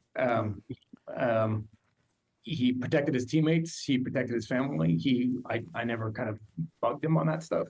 We bonded early on over a love, if you can believe it, of cran grape juice. Of course. Why There not? you go. Right? Why not? I do wonder, when you're 7 feet tall, do they give you a 7 foot tall bed, or do your feet stick off the whole time? That's just living in the dorm. They pretty much gave him whatever he wanted. And let's be clear, he got the bigger bed and he got the bigger room. Okay. Okay. So, Joe Kennedy, fast forward, he sees you marching hears of you marching in a gay pride parade in Boston, and that ends up being the tipping point that causes him to decide enough. And he comes out. Describe what happened and what prompted that move. I was so excited when he was going to come to Boston and play for the Celtics. And he was in Boston for a year or so, and then he ended up getting traded. And I remember talking to him after that, and he was bummed, and he kind of alluded to the fact that, like, hey, that this really wasn't the plan. And part of what I found out later, what he told me, was that he knew Boston was going to be a welcoming place for him when he came out, and he wanted to. As part of the calculus there, he chose number 98 in honor of Matthew Shepard. He didn't tell anybody why he picked 98, but that's why he picked that number. I think he's been open about it since, in honor of kind of pioneers and heroes in a gay rights movement. And Jim, he called me. I was, of course, probably not foreign to you guys. I was at Logan Airport waiting for a flight down to DC, and he called and said, "Hey, I need to talk to you." And I said, "Great, what do you need? What's up?" And he started to try to tell me that he was coming out, and he told me by kind of alluding to another story and said, "Hey, there's, I know you had a couple of gay friends there, and there's more than you thought." And I completely didn't get what he was talking about, like completely blew right by me. And then he kind of was like, "You're a moron," right? This one. And I was so incredibly proud of him. Obviously, first cut. He then referenced the Pride Parade. And so my immediate thing was I just asked him to march with me the next year. And he did. And one of my great memories of my time in office is marching down the streets of Boston with my wife and him in that, big black t-shirt with the rainbow be true. And to see how the city of Boston just celebrated him. And the courage that he demonstrated and the path that he helped lay for other people to come out afterwards. Jason was never somebody that, despite his accomplishments and achievements, never hogged the spotlight, never tried to make anything all about him. But as he wrote in that piece, he was willing to raise his hand and step forward into it to make it a little bit easier for the next guy or gal to come forward. By the way, that piece we're talking about, there's a beautiful picture of Jason. We'll put it up on the cover of Sports Illustrated. We wrote this beautiful piece about coming out. So what was the reaction? He got some shout outs from other players in the NBA, some good ones and some not so good ones. What happened? So look, obviously in today's kind of divisive and controversial world, nothing can kind of gain complete unanimity in response. But I will say, when you look at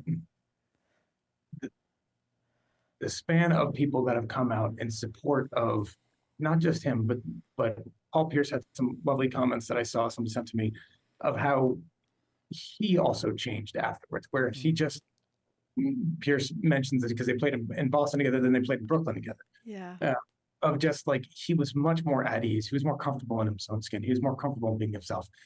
And I think, for somebody that finally got to see this up close, of just somebody that never had to go through that anxiety, but got to keep all of that kind of tight and in the media glare of being in the NBA and a professional athlete and on the road and all of those things that he had to keep inside, and to finally be able to release that, and to have the freedom that the rest of us are able to enjoy.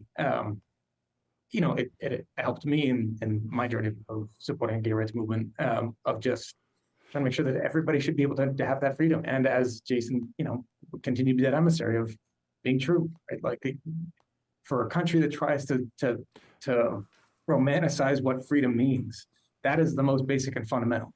And let's make sure we have a landscape out there that guarantees it. And I think Marjorie, to see the widespread support that he got and the remembrance he got, he deserves.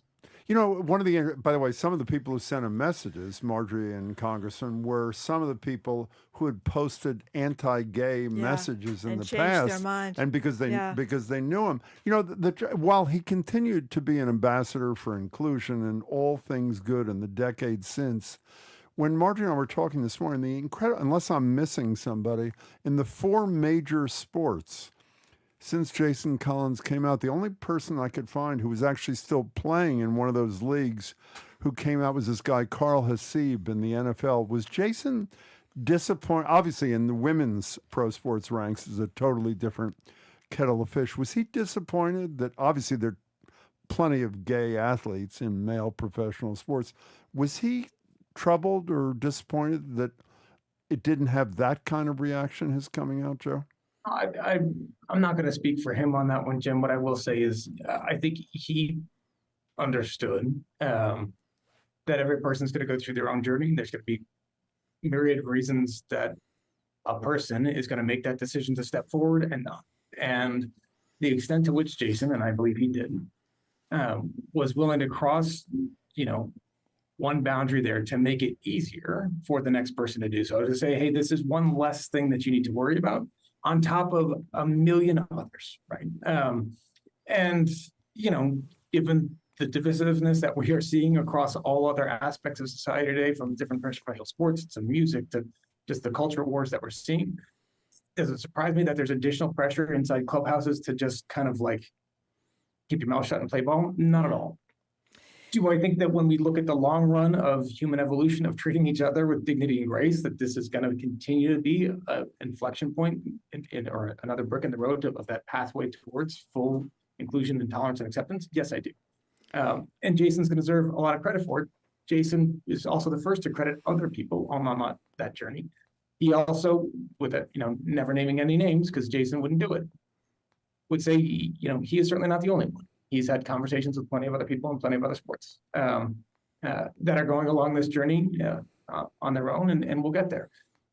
Patriots had a player, an offensive guard, Ryan O'Callahan, who also came out.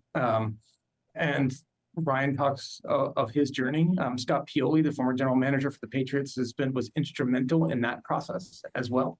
But the deeply personal choices that those individuals were going to have to make. And Ryan speaks clearly about the fact that he had made the decision that he was going to take his own life after football. And he hasn't, he didn't, right? But, I think when we look at this, the complexity, the challenge that every individual has to make in this, the fact that more haven't, there's reasons for that, but I think we're getting to a better place.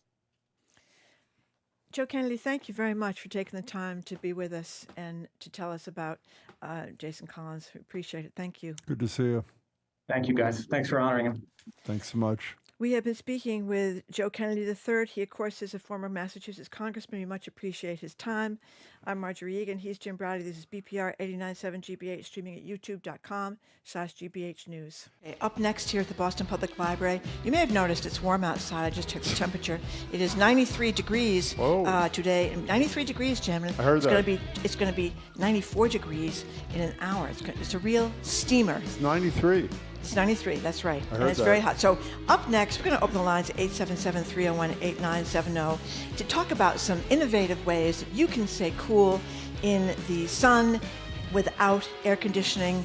And some of it involves, Jim, yes. Pickles. Pickles. Did you know that? Oh, you told me. Pickles. Okay, good. The Pickle Keep Cool Hour is next. You're listening to Boston Public Radio, 89.7 GBH, broadcasting live from the Boston Public Library.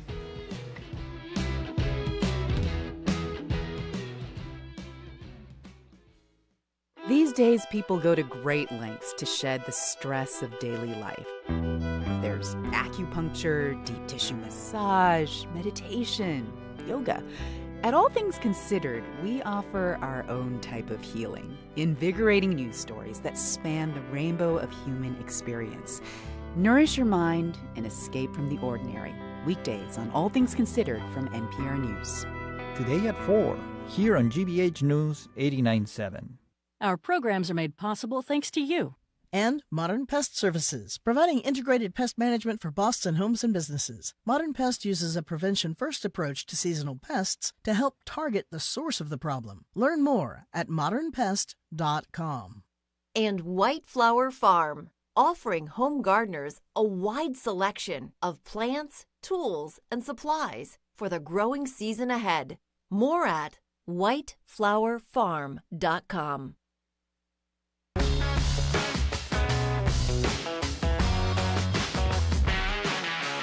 Welcome back to BPR 89.7 GBH. Margery and Jim Browdy live at the library, streaming youtube.com/GBH News.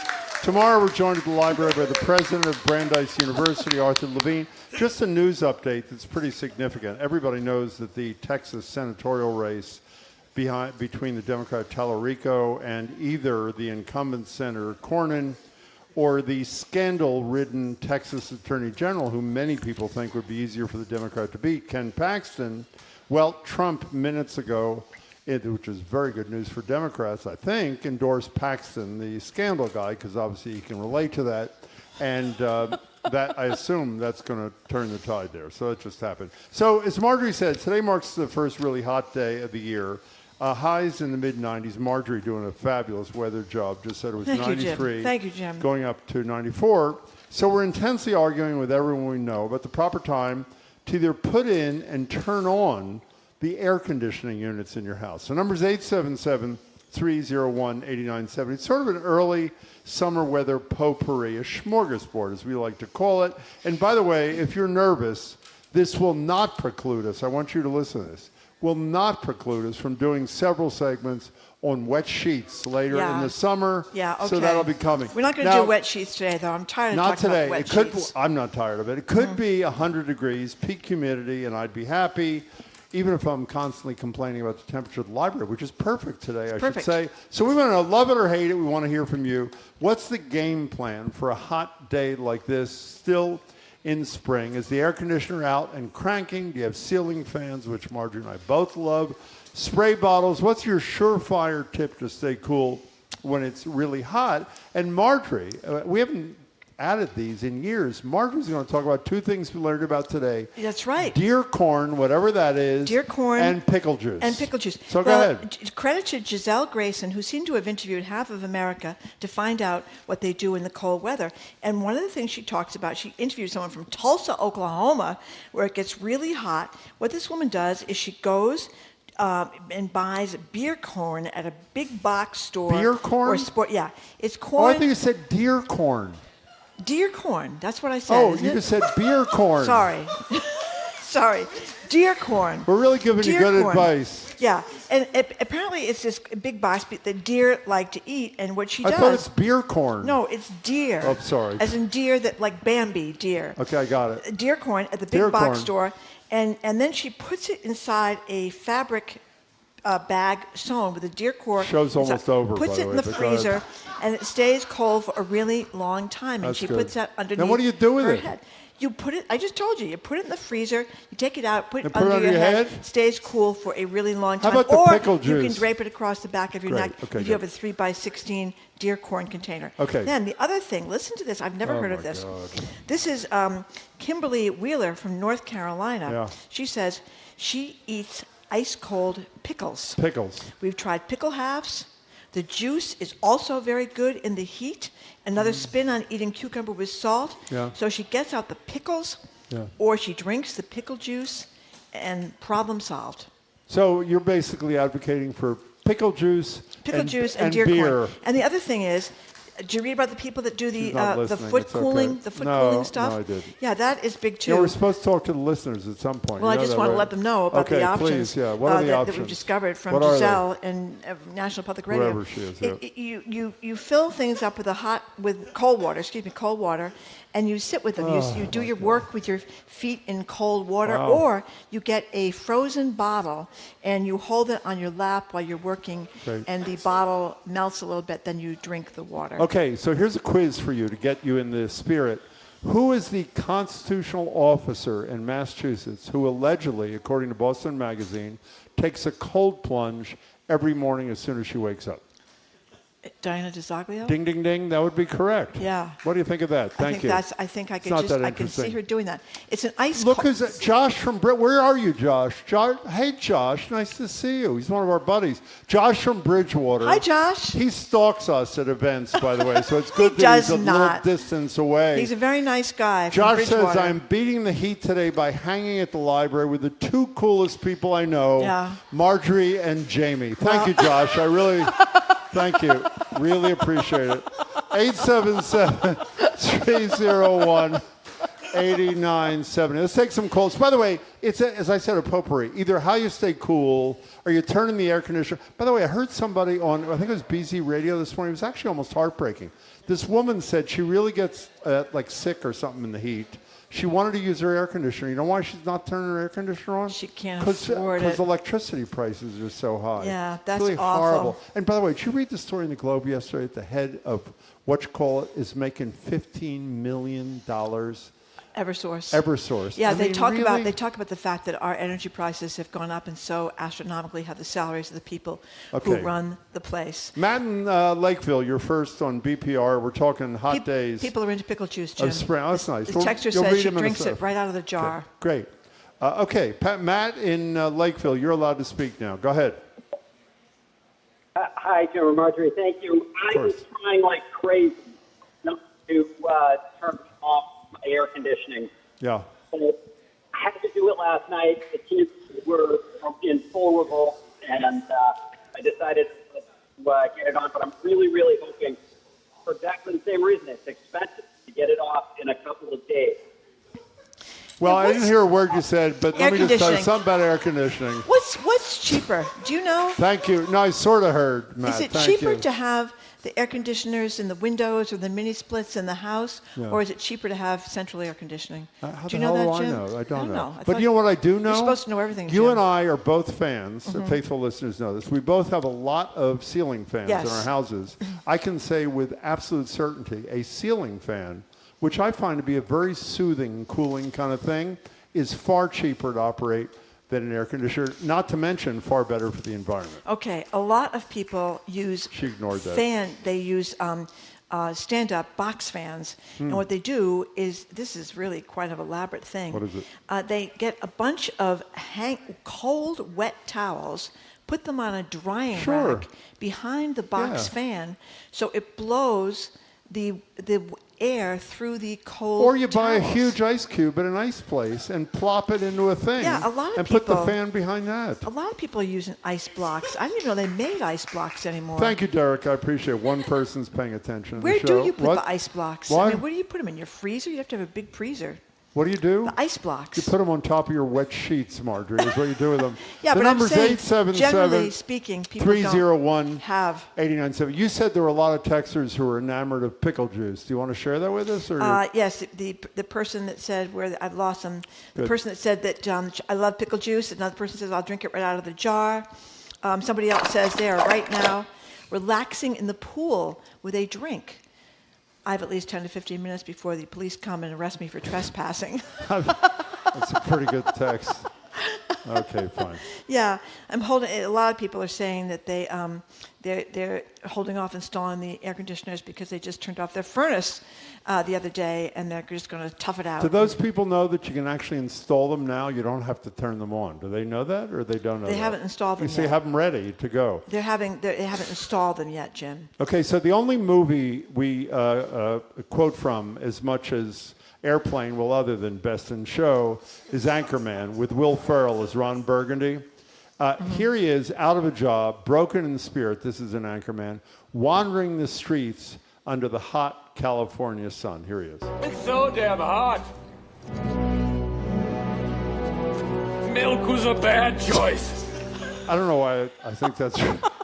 I think it's real. Jamie obviously thinks it's fairly Jamie funny thinks too. it. Yep. Okay. Okay. 877-301-8970. You have mini splits on the Cape. Yes, I do. Are much more, according to a texter, mini splits are much more efficient than central air and way more efficient than window air conditioners. Well, you didn't ask me that question. You asked central air versus window. I don't know the answer. What did they say about that? They didn't mention central air. No. Now, someone thinks that you have to have a side of pickle juice. A side. Remember we did a whole thing about side pickles? Side pickles, yeah. Whether you want to have the One of our pickles in your finest sandwich shows. or a side pickle. You ever drank pickle juice in your life? No, I have not. Have you? No, I have not. I love pickles, though. I don't even know what that sound is. That is someone Who's doing slurping. That is someone slurping pickle juice, Jim. What's wrong with you? Let's go to Sean in the car. Hi, Sean. See if you can raise the Hi. whatever. How are you guys? Fine, thank you. Lots of texts. Oh, thank you. Oh, thank you. So many years ago in Burlington, Vermont, I was living in an apartment above a restaurant, all owned by my landlord. And one hot day, I sat in the shower with a lawn chair, and I even brought the TV in. And about 4 hours later, without pounding on my door, it was my landlord and the head chef of the restaurant. And apparently I had basically used up all the water, and there was no pressure in the restaurant. Oh, no. That's a beautiful story, Sean. By the way, unlike the prior caller, I actually understood every third word that you said, so that's an improvement. But we got the gist of the story. Sean, thank you for the call. We really appreciate that. What is your I know you're Someone else says the head of Rhode Island Energy. I don't know if this is true. Maybe we should check it out. Well, maybe don't say it, Marjorie, unless you know if it's true. A lot more than the guy at Eversource. But you you don't know if it's true. $15 million. Okay, he doesn't make as much then. Well, you don't know what he makes. I don't know, but Little Rhodey, you figure he wouldn't make as much as Little Rhodey would in Massachusetts, right? I don't know. Somebody else is being obnoxious and saying, I'm John, I'm from Nantucket. It's easy to stay cool when you live 30 miles out into the Atlantic. It's only 66 degrees here now. Can we talk for a second, even though you don't appear interested in this either? Ceiling fans. I was waxing poetic. Yep. And also, they're beautiful. Yep. They're quiet. At least the modern ones are quiet. So do you want to say something about that? Or you I don't? have ceiling fans in every Very room of my nice. house except for the kitchen. Wow. Yes, I do. That's a great... Yeah, they're terrific. You'd have them. And you know you have to turn them, though. It's either... Well, fans generally turn. Well, Like no. this. But you have to turn them winter to spring. Oh, what? Yeah, you have to turn them. Either, and I'm not sure which way it is, but either counterclockwise presses the air down and clockwise up. So in the summertime, you want to suck up the warm air. Does anybody know if that's true in the audience? That's true. There You you say go. it's true, you That don't know is it- true. she- You you have don't to know which right? way to go. You have to look online and figure out which way to go, and then you turn the little switch. In the wintertime, But you you want don't know which is which, so how does that because help? I look it up online and it tells you what Okay, to do. look it up online. Well, I can't do it now, but in the wintertime you want the fan to push the air down to keep it warm, and in the summertime you want it to push it up. And I have one of the neatest She's things right, ever. by the way. This is Thank you very incredible. much. Thank you, Jamie. And I have one of the best things ever in my house. I have No a need to applaud. whole house fan. What? I have a whole house fan at the top of the stairs on the third floor. I have a whole house fan, and you turn it on, and it sucks all the hot air out of the house That's great. and through the roof. Took you They're like pretty 4 neat. minutes to tell that story. Do you know that? A lot of people waiting on hold. Now, can you put this graphic? Isn't it amazing? What? The guy who never stops talking. Every time I talk for more than 30 seconds, I get reprimanded. Well, that's exactly my point, isn't it? Can you put that graphic is actually useful for a change. Yeah. Can we put this up here? It explains what Marjorie said brilliantly in imagery. Well, Jim, something you've had there. all your ceiling fans on. You know what? The wrong They've way. had them on the wrong way. Exactly. That's an American tragedy. Oh, there it is. Look at this. Is that helpful there you to go. anybody? There you go. Wow. Carol in Saugus. What do you think, Carol? Hi, Carol. Hi. Hi. When I bought my house, I had central air installed because I was sick and tired Sure. of having to ask somebody to put in like 4 or 5 air conditioners. And it turns out it's much cheaper than individual window air conditioners. Really? It's much more quiet. Oh, yeah. I was stunned. The first month I was terrified of the bill, and I thought, Jesus, this is cheaper than getting, the bill for running 5 air conditioners. And it's much more quiet. And when it's a nice day, if you've got a window AC, you can't take advantage of it. You can't use the window, so you lose it all summer. As far as Now- the whole house fans, the Yeah. whole house fans is terrific. Aren't they But great? and I have ceiling fans, but the main reason I got the central AC is of the humidity. The fans work, but once yeah. it gets humid, That's true. it's like That's the true. AC comes on. Okay, Carol, did you know about this directional issue that Marjorie just brought to the listeners and viewers? You did? The instructions on the How did I fans not give know you that? that. And when if you look above the blade, on that brown part above the blade, there's a little switch there. I have no idea which direction it's supposed to go in, but you just switch it from winter to summer. You know, Jim, Carol, thank you for that brilliant call. Jim has been rhapsodizing about ceiling fans for about, 15 years? I'd say about 40 Apparently years. unaware that you have to switch them from summer to winter. As Jamie says, who knew fans came with instructions? Jim thought it was just turn them on and turn them off. Okay, fine. I wasn't going to do this, but in light of the fact that Marjorie has chosen to embarrass me, a couple of years ago, I've told this story once, it'll now be twice. Marjorie, who obviously knows everything about fans, consulted me about buying an HD TV because excuse me, I'm telling a story about you. He has to get even now. Because she says to me one morning, everybody I know has an HD TV. Mm-hmm. I got to get an HD TV. So, in any case, she buys an HD TV. She got a very good deal. And she has a friend of ours, a common friend of ours, is kind enough to agree to come over and install it. We actually talked to him on the phone the other day. And when he got over to Marjorie's house, he said something like, Marjorie, this is a fabulous HD TV. Almost as good as the one you already have.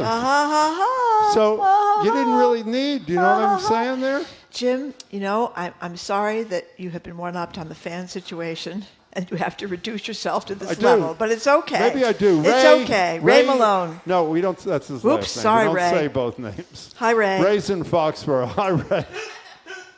Hey, guys. Love your show. Love your show. Thank you. We like it, too. Go ahead. I just want to say, and I grew up in New Haven, Connecticut, moved up to Foxborough. Yeah. And one of my funny old-time sayings was, no heat till trick or treat. In other words, October 31st, you put your heat on. No idea what he's saying. Cold in New England. Okay. You know, we're having trouble. Ray, can we go to something more important? How do you feel hear. about having the World Cup down the street in June? Are you okay with that? Yeah, I'm fine with that. I probably want to text because I'm not a big fan of soccer. But I go ahead. Go back to your earlier story. It was good. I'm sorry to interrupt you. Go ahead. Yeah. Okay. I'm just wondering if you turn your ACs on at a certain time during the year. Yeah. Ray, by the way, it is not because of the quality of your call. It was excellent what I heard. We can't hear you very well. Yeah. Thank you. That was not your fault, Ray. It's because there's a problem. We have some important text to read. Very unusual. Okay, here's one. Just installed 3 window units in my parents' small house while listening to Jim make an idiot of himself regarding his beloved ceiling fans. There you go. Thank you for that. Oh, we have an engineer from GBH here who says spin to blow down in the summer to push air down and spin to move up air in the winter to push the warm air wherever it's supposed to go. 877-301-9970. No, the show's over, Marjorie. You don't give the number. The show is over. You I are know you're correct. feeling strong But because anyway. you humiliated me. You really feel me. She wants to do an extra hour today because On ceiling she fans. totally embarrassed me. I did. Yeah. It was great. Yeah. Okay, but we are done now. By the way, if anybody in the audience needs an HD TV, Marjorie has an extra one. So you can get. Oh, you need it there? Come on her house later tonight. Yeah, I've got one. It's not that wide, but Text her it and gets the she'll job done. Bring it out to the sidewalk. Okay. Thank you very much for listening to another edition of Boston Public Radio 89.7 GBH. Thanks to everybody who came down to the Boston Public Library to see the show. You can keep up with us 24/7 by way of our podcast or check out our TikTok page at Boston Public Radio. Tomorrow we're going to be back here with Harvard National Security expert Juliette Kayyem giving us the latest on this war. Brandeis University President Arthur Levine about his new book, From Upheaval to Action, What Works in Changing Higher Ed. It's a great book about the problems with higher ed and what he suggests can be done about them. A summer camp segment with Gene Sherlock from Metro West YMCA and Chris Smith from After School and Beyond. We'll check in with the Ellie Fund's Executive Director, Meredith Mandelson, as well. Our crew, we want to thank our great crew, Zoe Matthews, Nicole Garcia, Hannah Loss, Ariana Gonzalez, our engineer, John the Claw Parker, our executive producer, Jamie Bologna has got a new set of glasses today. We all love them. It's very nice. Very nice, the glasses. Special thanks to our BPL staff, Maddie Guy, Bill Francis, Juan Jose Cadena, our host at the Newsfeed Cafe, and across the street at the Lenox Hotel. Stay tuned for the Curiosity Desk, which starts right after us here on 89.7 GBH with Edgar B. Herwick III. And then at 2 o'clock is the Culture Show with Jared Bowen. They're not here today. They're here on Friday. They start right at 2 o'clock. Can I just say, we have enough time for this. At 2:30 this afternoon, Marjorie is going to be conducting a fan tutorial in Coolidge Corner. It's free, sort of like this. Free, 2:30 to 2:35. Coolidge Corner. Right. She'll just be standing there with a little red flag and a fan. Yep, I'll show you. You either turn the switch to the left, and then you do it or you to turn the it right. to the right. And you're all set for the season. I'm Jim Browdy. I'm Marjorie Egan. Thank you very much for tuning you. in. Hope you can tune in tomorrow and have a great afternoon.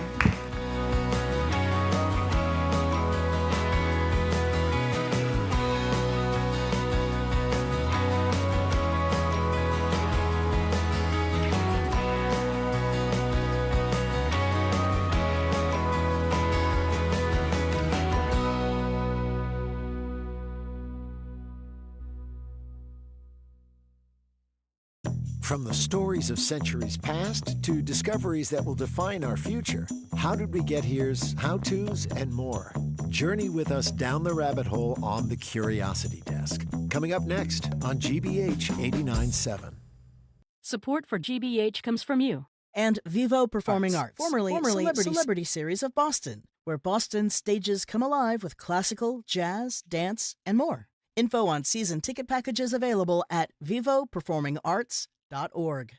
And Newport Mansions, presenting Revolution Reimagined, a new exhibit exploring Newport, Rhode Island's role in the American Revolution and how later generations reshaped the city's collective memory. Opening June 25th, newportmansions.org. You're listening to 89.7 WGBH HD1 Boston. Online at gbhnews.org. GBH News. What matters to you? I'm Edgar B. Herwick III. Today on the Curiosity Desk, if you close your eyes and picture a university, you might think of a big cavernous lecture hall, professors, TAs, your odd 20-something passed out on a lawn.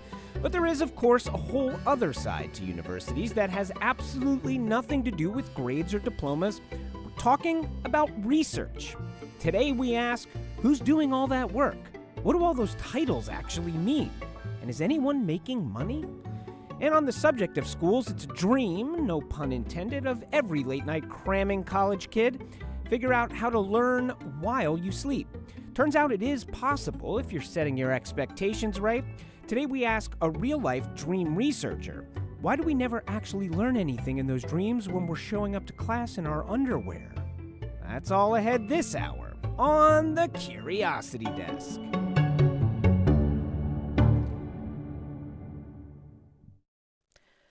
Live from NPR News, I'm Lakshmi Singh. President Trump is weighing in on the Republican primary race for Senate in Texas, 1 week before the runoff election. Trump is endorsing Texas Attorney General Ken Paxton over incumbent Senator John Cornyn. The president says Cornyn's a good man, but did not support him when times were tough. The winner in next Tuesday's election will face Democratic State Representative James Tallarico, a former educator often viewed on social media invoking scripture and challenging GOP-backed policies that he is viewed as marginalizing of vulnerable populations.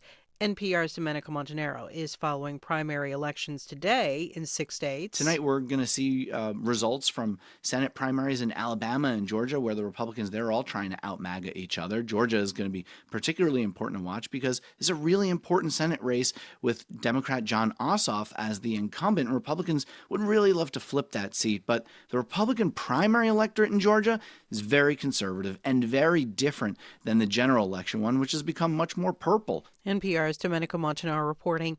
Russian President Vladimir Putin has arrived in Beijing to meet Chinese leader Xi Jinping. 2-day visit. Putin's trip comes days after China touted more stable relations with President Trump. Here's NPR's Jennifer Pack. Russia's President Putin calls President Xi an old friend in a video he sent to the Chinese people ahead of his visit. In it, he praises what he calls truly boundless potential of Russia-China relations. China has become Russia's lifeline, increasing trade between the two since the Russian invasion of Ukraine, though the Chinese deny supporting Russia's war effort. In addition to deals, a Kremlin spokesperson says Putin hopes to hear first-hand information about Xi's recent meeting with President Trump. While for China, Russia's energy resources are important as the Strait of Hormuz remains effectively closed. Jennifer Pack, NPR News, Shanghai. A wildfire in rural southeast New Mexico that started when a medical flight crashed has burned nearly 25 square miles. NPR's Jeff Brady reports about 700 people are battling the fire north of the Capitan Mountains in the Lincoln National Forest. A small medical plane crashed in the rural area 75 miles west of Roswell last Thursday. 4 people were aboard. The flight crew and medical personnel all died in the crash. The Federal Aviation Administration and National Transportation Safety Board are investigating. The crash sparked a small fire that quickly grew. Dry, windy conditions helped the fire double in size between Sunday and Monday. The steep, rugged terrain has made it difficult to fight the forest fire. Authorities evacuated the sparsely populated area. Jeff Brady, NPR News. You're listening to NPR. Good afternoon with the latest from the GBH newsroom in Boston. I'm Craig Lamolt. The Massachusetts Senate wants to put $1 million towards the Museum of African American History. The museum has faced federal funding cuts under the Trump administration.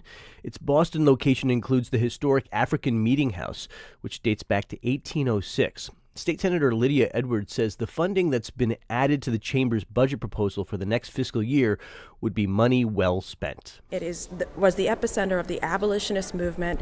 It also is the place that has the original floorboards where runaway slaves have come and stood there. Harriet Tubman has come and stood there. Frederick Douglass has come and spoken there. It is, I would say, the heartbeat of a lot of our fight for freedom in the Commonwealth. The museum also has a campus on Nantucket. Boston City Councilors Erin Murphy and Ed Flynn say Mayor Michelle Wu and council members like themselves should take pay cuts. That's as the city grapples with a budget shortfall in the tens of millions. Murphy and Flynn say the salary should go back to 2022 levels. For Wu, that would mean a cut from $250,000 to $207,000. For councilors, pay would go from $125,000 to just over $103,000. Murphy says at a time when the city is struggling financially, it would make an important statement. There's cuts to just very critical services across the city. I think it's a message we have to send, especially as we're the body that votes on the budget. If the proposal became a reality, the cuts would free up just over $320,000 a year. It is 96 degrees in Boston. This is GBH. Support for NPR comes from NPR stations. Other contributors include Raymond James, where wealth management, banking, and capital markets strategies start with connections between people. Raymond James, the power of personal. Disclosures at raymondjames.com. This is NPR.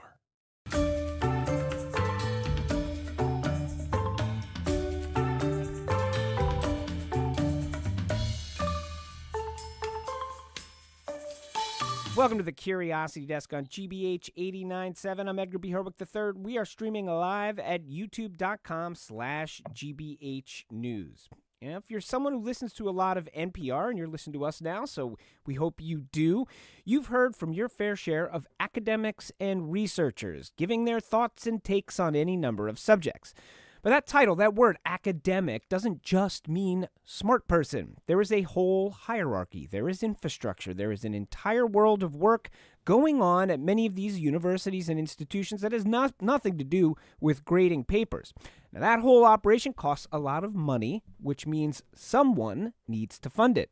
So who is doing this funding? Why are they doing it? Is it out of charity, goodwill? Are they expecting an ROI?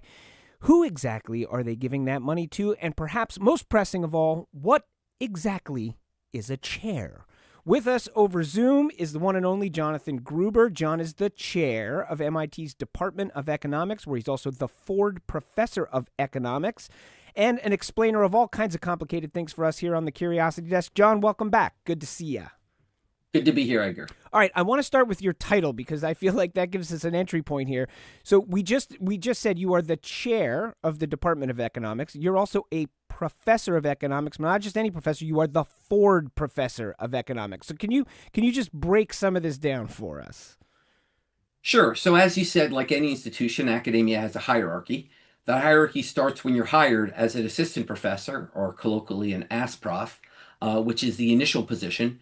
You then can be promoted to associate professor, the next leg up the rung. And then from there, the next big step is whether you get tenure, which, as everyone knows, is sort of lifetime employment at the university. After that step, the last step up the chain is what's called a full professor. And that is sort of basically a title we have to make sure people are still doing work after they get tenure. It's sort of a next promotion after tenure to make sure you're still paying attention. From there, the next big title change is that you can get, confusingly, a chair in economics, not to be confused with being the chair of a department. Okay. When you get a chair in economics, it means a named professorship. So my chair is I am the Ford Professor of Economics. That means the Ford Foundation gave a large chunk of money to MIT to have a chair named after them. Chairs are named after many different kinds of people. That is distinct from being the chair or the head of a department. That is a very different position. I'm going to admit something here, which now I'm leaving this position in 2 months, and so I'm finally prepared to admit this. Whoa! Which is, it's actually not an honor, Edgar. It's an obligation. So we basically talk when you say I'm the chair of economics, you say that like that's something to be proud of. Actually, what it means is it's sort of my turn to run things. So here's the way that I describe it to my friends, which is I have had for my life the greatest job in the world. What's great about being an academic is it's like all the benefits of being self-employed in that I get to do basically what I want without the risk of losing my job. Except for the last 3 years. Because to make this work, someone's got to make sure the trains run on time. Yeah. Someone's got to decide who's going to teach which classes. Someone's got to decide how much folks are going to get paid. Someone's got to decide the various promotions and meetings and other things that happen. That is the chair of the department. And that is basically a job which you do not because you're excited to do it typically, but because it's your turn to do it. It's your obligation. It's part of sort of the club we're in. And that's the job I've been doing for 3 years and we'll be finishing up on July 1. So just to clarify, to make sure I'm getting this right, as the Ford professor of economics, you have a chair, but you are also currently the chair of the Department of Economics. When you are no longer the chair of the Department of Economics, you will still have a chair as the Ford professor of economics. Exactly. Okay, I think I got it. What about the undergraduate experience at a university where there is a lot of training and research going on? I mean, when you think about universities around here in particular, like MIT and Harvard, the graduate school and PhD programs are like a big part of that. Does the undergraduate experience suffer in these cases? I mean, how do you balance those two things? I don't think it suffers. I think it's not as big a priority sometimes as the graduate program. I think that basically what it means for an undergraduate is, at a minimum, you're getting a very good education. I think they're terrific. These schools, all the schools in Boston, are a terrific place to go get an undergraduate education. There's a special upside to going to a top research university as an undergraduate, which is it opens doors to opportunities you would not get at a general, say, liberal arts school. You'll get a good education both places. The difference is at a research university, if you're interested, you can actually get involved in the research enterprise as an undergraduate. Indeed, MIT has something we call the UROP program, the Undergraduate Research Opportunities Program, where MIT will pay for undergraduate students to get involved in the research endeavor. And virtually every MIT student does at least one of these during their time at MIT. So you get the same high-quality classroom education at a research university you get at any school. The difference is, if you're interested, there's this extra upside. So if the undergrad, I think on the one hand, people think about, all right, well, like a professor at a university, their job is to teach students. But if we're talking about a research university, as you say, training and research are two legs of the stool. So, how does that work in terms of if, as we said at the top, the research costs money? Is it on who's getting the money? Is that on the professors who are doing the training and the research? How much time are they spending chasing grants and trying to find funding?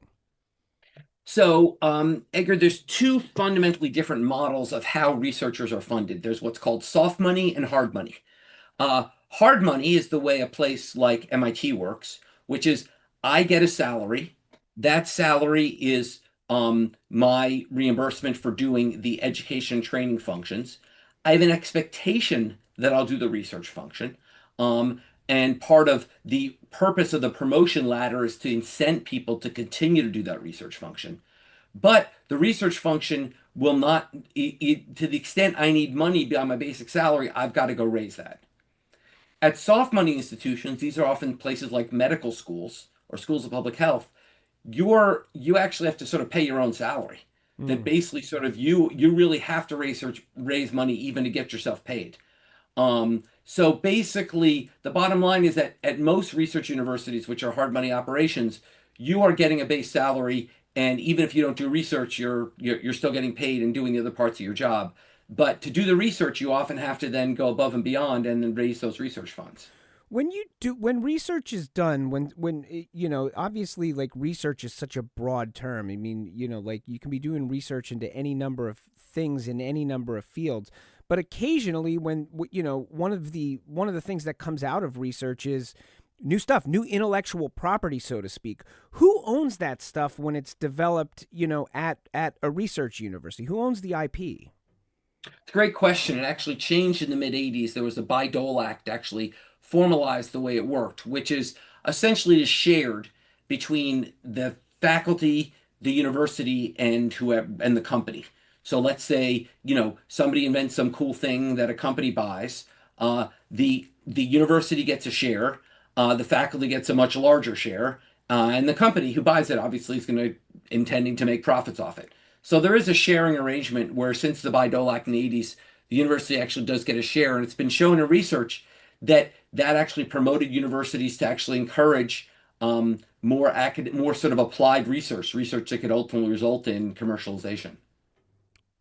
You're listening to the Curiosity Desk on GBH. We're talking with MIT's Jonathan Gruber. We're talking a little bit inside baseball with him about kind of how research universities work, how they're organized, how the money comes in, and what happens with it. So let's talk a little bit about that money. So who is funding the research? Again, that's a hugely broad question, and obviously it depends on the university, it depends on the field, but broadly speaking, where is all this money coming from? Yeah, so it as you say, it varies a lot, but we can give a broad outline.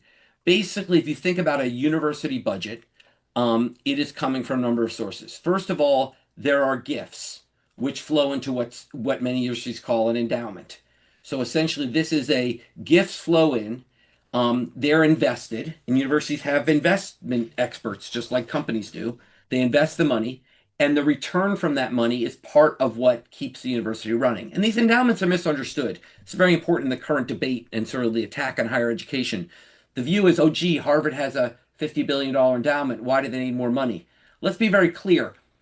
An endowment is not a savings account. A savings account is something you have and intend to eventually draw down. You're going to save up and draw it down. Harvard and universities like Harvard and MIT intend to run forever. They don't want to draw it down. The intention is just that this endowment will yield income that will fund their activities. So if you start eating the endowment, you eventually end up with no income. So it's not a savings account you can draw down. It's literally an investment which yields income, and that income helps the university run. So that is one source of funding. The second source, obviously, is student tuition. That's actually a relatively small source of funding for most major research universities. The much bigger source for major research universities is research funding that comes from both the government, that comes from three sources: the government, private foundations like the Gates Foundation, and corporations, which typically aren't asking for contract work. They're not saying, hey, solve this particular problem for my company, but they're funding general research, which they think will help their company and perhaps others. I want to ask a question about how this system, broadly speaking, is or is not like big time college football. So, like, prior to recent years, one of the criticisms you would hear from some corners about big time college football and athletes is that universities were making a lot of money in and around big-time college football. Yet these players, while some of them were getting a free education, were essentially, it was unpaid labor. I mean, could the same be said of graduate students, PhD students? I mean, how is this, and is this not like, if we sort of think of big research as, how is it or is it not like big college athletics? You know, that's a great question. And I think really I would just think of this as all these fields have career ladders. They all have ways where you work your way up to a highly paid position. The difference with college athletics is that the odds you end up highly paid are so much lower that it feels more exploitative to have them work for free. Now, grad students don't work for free. They work for low wages. I think the better parallel is medical residence, okay? It's just like training to be a doctor. You first go to school and make nothing. Then you are in training and you're paid sort of a living wage. And grad students do get a living wage. These guys aren't, the idea of the starving graduate student, at least in the sciences, less so in the humanities, is not true anymore. People make a living wage. They're not getting rich. And eventually you become a professor and are well off. The difference with college athletics is if you're a PhD student at a top research university, there's a very, very good chance you'll end up making a good living. Whereas if you're an athlete, even at a top football program, the odds you end up making the NFL are really, really small. So I think that's why I'm more worried about exploitation in college sports than would be in, say, medical school or graduate training. So, John, I know a lot of people who've gone through grad school, and almost all of them at some point in their grad school experience were having a pretty miserable time. And I've always wondered, is that a feature or a bug of the system? I wouldn't say it's a feature of the system. I'm not sure it's an avoidable bug. So I guess it's in between. In the following sense, I'll just come to my personal experience. The first year of graduate training at most graduate programs is what we call the core economics training. You learn about all the stuff economics you need to know, even stuff that won't be the focus of your own research. And I found that incredibly difficult because it's hard time getting motivated to learn things I knew that I would learn this year, and I didn't see where I would use them. It turned out I was wrong. It turned out I would use a lot of them and just didn't realize it. But at the time, it was sort of unpleasant. And I think a typical graduate experience is going to involve two difficult points. The first difficult point is going to be when you have to learn a bunch of stuff you don't really, in your own arrogance, think you don't need to know, although it turns out you're wrong, you do need to know it. The second is the enormous challenge when you go from being a student to a researcher. Think about it this way, Edgar. Your whole life in school, you're told what to do. Do this assignment, do this paper, etc. Then all of a sudden you finish your second year in graduate school. It's typically 2 years of classroom training. And they're like, okay, guy, off you go do research. And you're like, wait a second, like, aren't you going to tell me what to do? And the answer is no. You've got to go figure it out. Now, it's not like you're thrown in the water and to swim. You have guidance. This is where the training part comes in. You have advisors. You're working in a lab. But fundamentally, you're now in charge. You've gone from someone else being the boss to you're the boss. And that could be a very challenging part, I know it was for me, of the graduate education. John, as you look at the system and where we're at in 2026, and again, obviously, each individual institution operates a little bit differently, but if we take a really broad view, as you look at the system, what would you do now, knowing what we know about how the university system has played out over hundreds of years? What would you do if you were designing a system now? Would it look pretty similar to how we do things, or would you do things differently if you were starting from scratch right now? I think by and large, it wouldn't be very different. I think it's a model that's worked incredibly well. This is something I emphasize in my book with Simon Johnson, Jumpstarting America, is how vital the research university was to the growth and the productivity of America. And I think it's been a model that served our country very well. It's the envy of the world. It is by far the sector in which we're the world leader, which is higher education. Millions of students come every year to go here, whereas American students rarely leave except to go have a fun semester abroad. So we are really doing a terrific job. That said, there are things we should change. And so I would make 6 suggestions. Let's go. The first is, I think it probably in order of importance. The first is to end political interference that compromises the quality of education and research. Florida our poster child here, has actually interfered with what professors can teach. They promoted universities that teach things which have a political agenda that matches that of the governor, not which are what's most intellectually credible. We need to completely insulate public universities from political interference. Okay. Once again, these are theoretical ideas. I'm not saying how to do it. Sure. Yeah. Second, the public R&D model that made America great has dwindled. When America was the peak of our scientific enterprise, we were spending 2% of our GDP every year on public science, on basic science research. Basic science research is the engine that makes the American productivity machine grow. We need to commit to getting back to a higher level. I would suggest the U.S. government commit to spending at least 1% a year on basic science. Third, we have a huge problem of isolation of the ivory tower. Basically, a lot of the current attacks on universities, I wouldn't say they're deserved, but they're partly earned because we've sort of isolated ourselves. We only talk to ourselves, we talk in language people don't understand, and we're very self-satisfied. And that needs to change. We need to give incentives for academics to engage with the community. And actually, I think it ought to be that once you've got tenure, we ought to start shifting the incentives academics face to not fully shift away from research, but to become more community engaging, such as through policy interactions or direct community engagement. Teach it, give lectures at local high schools, give lectures in the community. Help explain to people in plain English why what we do is important and valuable. And I think that's something we need to get better at. Number fourth, 4. Yeah. I think it takes too long to get tenure today at American universities. And that conflicts with family burdens, that's especially a problem for female academics. Right now, a typical economist isn't getting tenure till the mid-30s. A typical scientist isn't getting tenure until well into their 40s. It's hard to have kids when you're at that level of uncertainty in your career.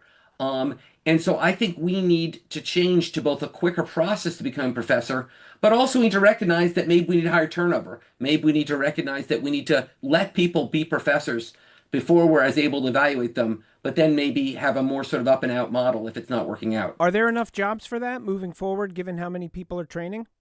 That comes to my next suggestion. Right now we have too many older faculty, older than me, but I'm getting close, who can be less productive and protected by tenure. We got rid of mandatory retirement in universities a few decades ago, but I think we ought to end tenure at the Social Security retirement age. When you turn 67, you should lose tenure protections so that universities, if faculty aren't productive, just like unproductive people at other companies are asked to move on, faculty should be asked to move on as well, and that could open slots. Then my sixth is, what about the issue of affordability? Yep. How are we going to make education more affordable? This comes to the same problem that's facing our economy in many arenas, Edgar, which is the superstar phenomenon, which is there's too few slots at schools everyone wants to go to, like MIT and Harvard, and quite frankly, too many slots at other universities that aren't as popular, and so many of them are closing. The question is, how can we expand the reach of my incredible colleagues who are great teachers and great researchers? I think what we need to do is think about how do we use online models and other models to actually figure out how to expand the reach of top universities and let more students benefit from them at a more affordable price point. Are you hopeful for the future for research universities? You look at the next 10 years, hopeful? I'm not hopeful looking at the next 2.5 years. There's been an unprecedented attack on our universities by this president and this administration. And I don't see that ending anytime soon. I am hopeful that universities will learn from this experience and address the sort of third point I made, which is that basically we need to engage more with communities, help explain to communities why what we do is so important, and why this attack on higher education is ultimately an attack on what makes America great, which is the research enterprise that drives our economy. All right. Well, we always appreciate you coming and explaining things for us. That's Jon Gruber, chair of MIT's Department of Economics, where he's also a chair, which I now understand, as the Ford Professor of Economics. He was instrumental in creating both the Massachusetts Healthcare Reform and Affordable Care Act, and co-author of the book Jumpstarting America, How Breakthrough Science Can Revive Economic Growth and the American Dream. Jon, thanks as always for being with us. Good to be here, Edgar. Coming up, don't fall asleep on us. Actually, maybe it's okay if you do. You might learn something. This is the Curiosity Desk on GBH. Don't go anywhere.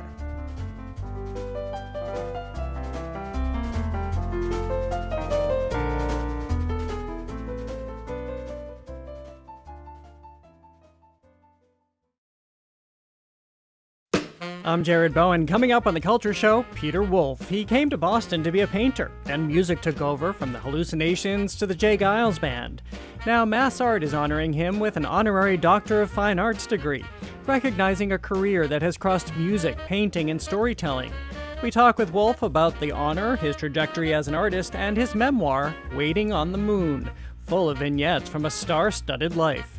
That and more on The Culture Show today at 2 on 89.7 GBH. Support for our programs comes from you. And Bryant University, offering online graduate programs where students can gain the flexibility to balance life and career while learning to lead. Learn more at bryant.edu/graduate.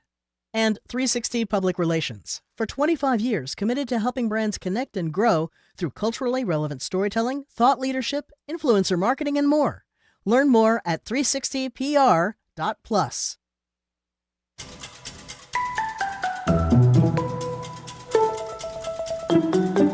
You are listening to the Curiosity Desk on GBH 89.7. I'm Edgar B. Herwick III. We are streaming live at youtube.com/GBH News. Why don't you join us there?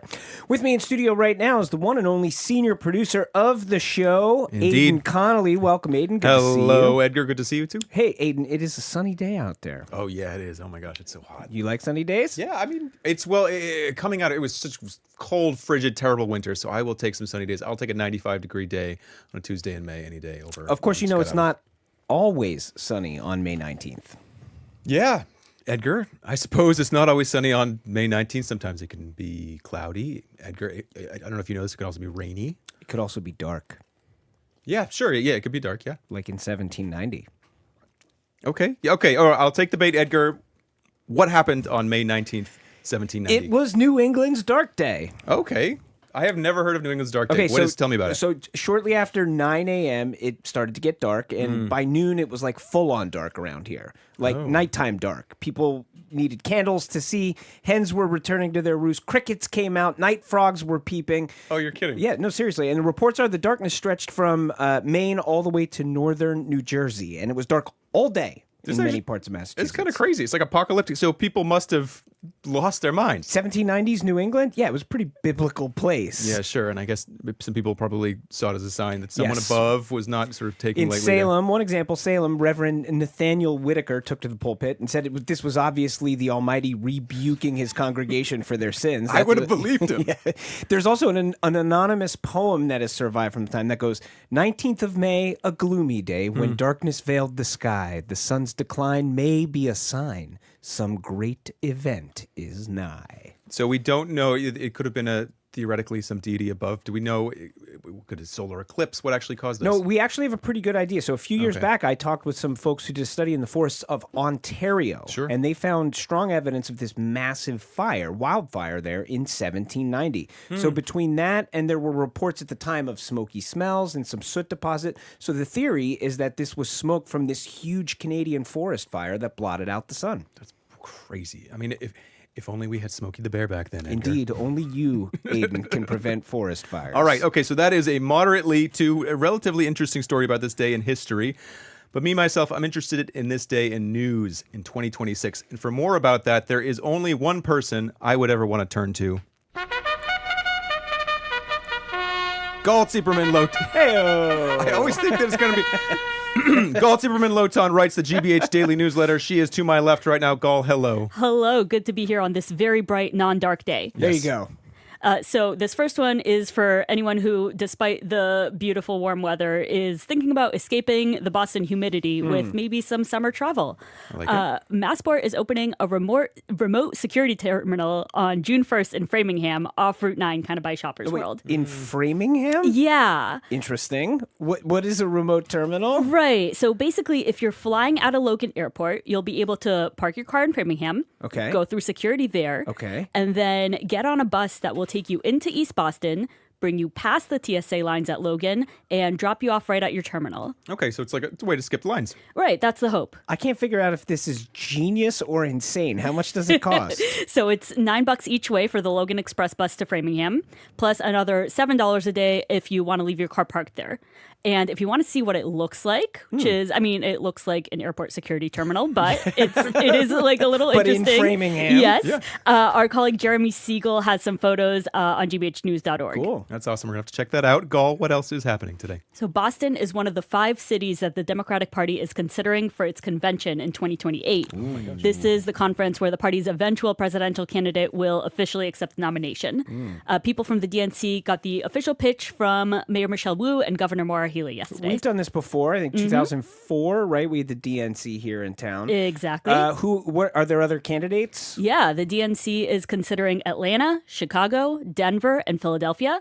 Okay. And it's not a public process. So the state's Democratic Party leader told GBH's Katie Lannon that National Party officials will go home and Boston will wait for either black smoke or white smoke to come up. Not unlike how they that's do it how in we the find Vatican. out. Exactly. I Very like conclave. the idea that they actually have a conclave. Yes. Yeah. It could lead to another dark day. It's not really a black public smoke. process. So as far as I know, maybe that is how they do it. Yeah, I don't know. yeah. Well, if we can do the World Cup, we can do this. We're going to have to wait and see, though. In the meantime, Gall, what else is happening? So a little weather story on this very, very hot day.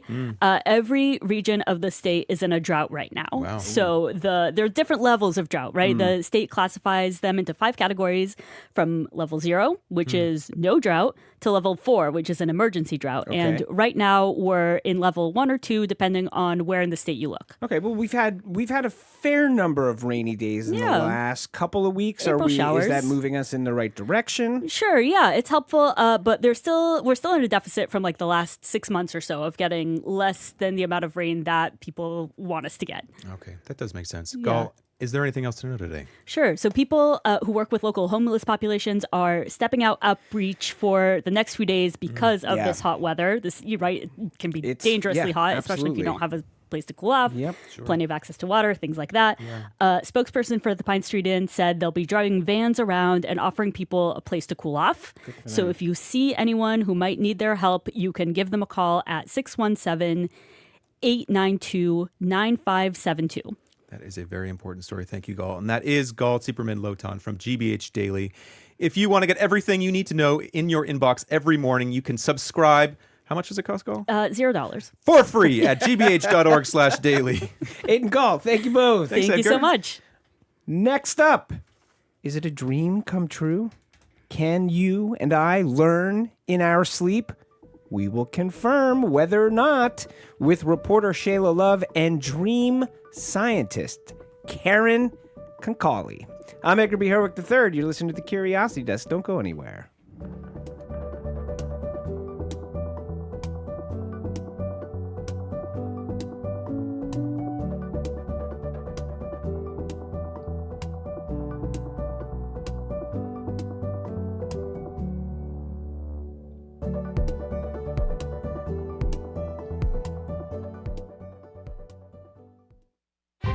When we look back at the American Revolution, we're not just looking at history. Each story reveals how a young democracy struggled with questions that still echo today. When we look at our past, we uncover what remains fragile now. Discover our series From Colony to Commonwealth at gbh.org/America250. Support for GBH comes from you. And the Cape Cod Foundation, committed to building resources to support community life on Cape Cod, including environmental conservation, arts and culture, and community development. Learn more at capecodfoundation.org. And Coco Badakian & Sons, offering antique rugs since 1938. A range of hand-knotted, modern, and antique oriental rugs are available to view in their showroom at 808 Main Street, Winchester, or online at cocorug.com.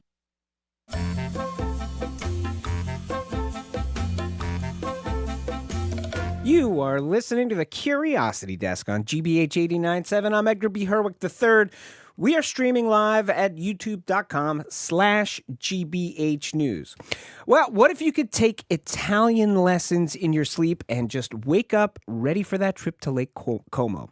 Given that we spend a third of our lives asleep, it sure would be nice if we could be a little bit more productive during that time, no? Well, it turns out sleep learning is possible, though maybe not in the way we traditionally conceptualize learning. Here to help us understand now what we know and don't know about sleep learning, we welcome science reporter Shayla Love, who just wrote about this for a piece in The New Yorker, and dream scientist Karen Konkoly, who's one of a growing number of researchers in this field. Shayla, Karen, welcome to the Curiosity Desk. Thanks for being with us. Hi, thanks for having us. Thanks for having me. So, Karen, for folks who don't know anything about this field, and I'm going to count myself among them, what is sleep learning? What is this field? Sleep learning is a topic within sleep research focused on the idea of testing if you can learn while you sleep. And I would say that there's been some progress made along that line, but the old-fashioned studies where people listen to a history lesson while they're asleep and then they wake up learning it aren't quite what we mean by sleep learning. Usually it's a bit more subtle, the types of learning that people are able to do while they're asleep. Okay, we will get into that in a little more detail as we go. But as you mentioned, there's kind of a long history here in terms of attempts at trying to learn how to sleep, and that is part of what Shayla Love has written about. So Shayla, can you give us just a little overview of the history of sleep learning? It sort of feels like it had a phase that was kind of snake oily. And is that right? Totally. I mean, I remember hearing about this in college, or even from my father-in-law talked about this when he was in college. People would call it pillow osmosis, where if you just slept with your book under your pillow, maybe you Like could literally absorb the book would like come into your brain. It's so good. Yeah, it would leach the information into you. But people would sell products as well. There was something called the psychophone, which was sold in the 30s. There was a Czech inventor based out of New York, and you could buy essentially a phonograph that he had doctored, where you could play recordings that he made himself. And one of them would be called Prosperity, and you would listen to it at night. And he said that it would give you lots of money. And so this is sort of like a woo-woo thing because it's not just learning, it's sort of like manifesting. Yeah. We actually have a clip here of a little of that psychophone recording of Prosperity. Let's have a listen to this right now. Business wants me and comes to me. Opportunities want me and come to me. I have abundance and use it wisely. I am rich. I am success. I desire to prosper. That is so creepy. That is awesome. Yeah, there you go. But at the same time, people were also researching this. So there was a study that I loved learning about in the 40s, where at a boys' summer camp, they played a tape while the boys were sleeping in their bunks that said, "My fingernails taste terribly bitter." And it was trying to get them to stop biting their nails at night. But as Karen will maybe talk about, these early studies were not very rigorously done. One of their major flaws is they didn't check if people were really sleeping while they were trying to do the sleep work. Yeah, seems like seems like a little bit of a fly in the ointment there. Yeah, and so some of the boys did stop biting their nails, but it may just be because they were kept up all night by this audio that was playing over and over again, telling them that their fingernails tasted bitter. And so there was a paper in the 50s that kind of trashed a lot of the existing research, saying, these people might have been awake, or maybe there's something else going on. And it made the field of sleep learning kind of illegitimate for some decades, really until people like Karen and her colleague Ken Pauler picked this back up, and along with some others around the world. So I love the topic. And as Karen said, the types of learning are more subtle and less literal than what people have tried before. But it's so cool that it actually does seem to exist on some level. Yeah, I mean, Karen, I wonder if you could talk a little bit about, that sort of checkered history, so to speak, and whether or not, the sort of long shadow of that still casts itself over the work that you do today. Yeah, I would say that sleep learning as a specific topic is still a bit on the fringe of dream research and sleep research.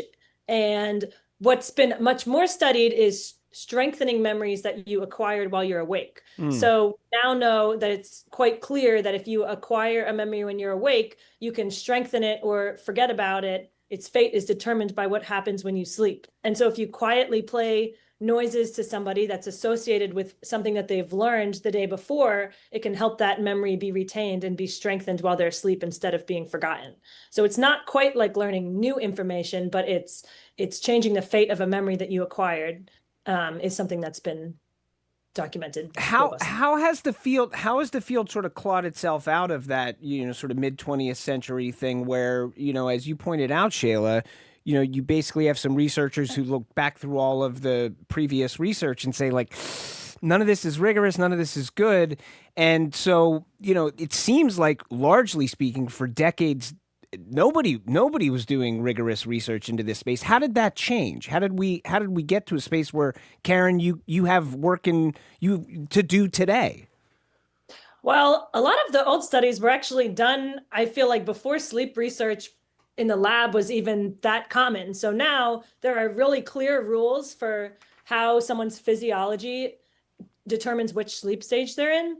And so every time we do a study where we're playing sounds during sleep or communicating with dreamers, we're always clearly following the rules about what counts as sleep. And so we're always making sure that we're not playing sounds when they're awake. And yet there are these behavioral effects that persist after sleep, even though the entire experiment is taking place during sleep. And so because of that rigor, these discoveries have been a lot more, well received in science in recent years. Shayla, I see you nodding. Go ahead. Yeah, I just think the brain imaging changes the game because you can just say, this person is asleep, and based on their brain waves. And as Karen was saying, there's signatures for each sort of sleep stage that you can look at, and makes it easier for someone like me to read the studies and not have to wonder, well, are they really sleeping? Because you can just know that they're in the lab. And I wanted to also say to that, like, from interviewing Karen and a lot of other sleep researchers, these are really complicated studies to perform because you have to bring people in and they have to spend the night, and they have to fall asleep, and they have to bring their pajamas. And they have to bring their pajamas. They do. And Karen works with some lucid dreamers, and she's very good at getting people to achieve lucidity in their dreams. So something else to say is that some of these studies we're talking about happen in stages where there's no dreaming. But Karen has done some really cool work where people are not only dreaming, but also lucid dreaming. So they're aware that they're dreaming and they're communicating while sleeping with the researchers who are awake in the lab. And this is like, I've had other people, we quote this in the story, one man called it the most mind-breaking sleep paper he's ever read. That's such a good quote. Karen, you must be so proud. Yeah, that was a nice quote. Yeah, these are tough to achieve. And so again, back to the pillow osmosis, none of this is sort of like straightforward to, like, a lot of these processes happen while we're sleeping naturally in terms of memory strengthening and dreaming, but to kind of hack them and try to control them or manipulate them in order to learn about them is really difficult. You're listening to the Curiosity Desk. We're talking with Shayla Love and Karen Konkoly about sleep learning.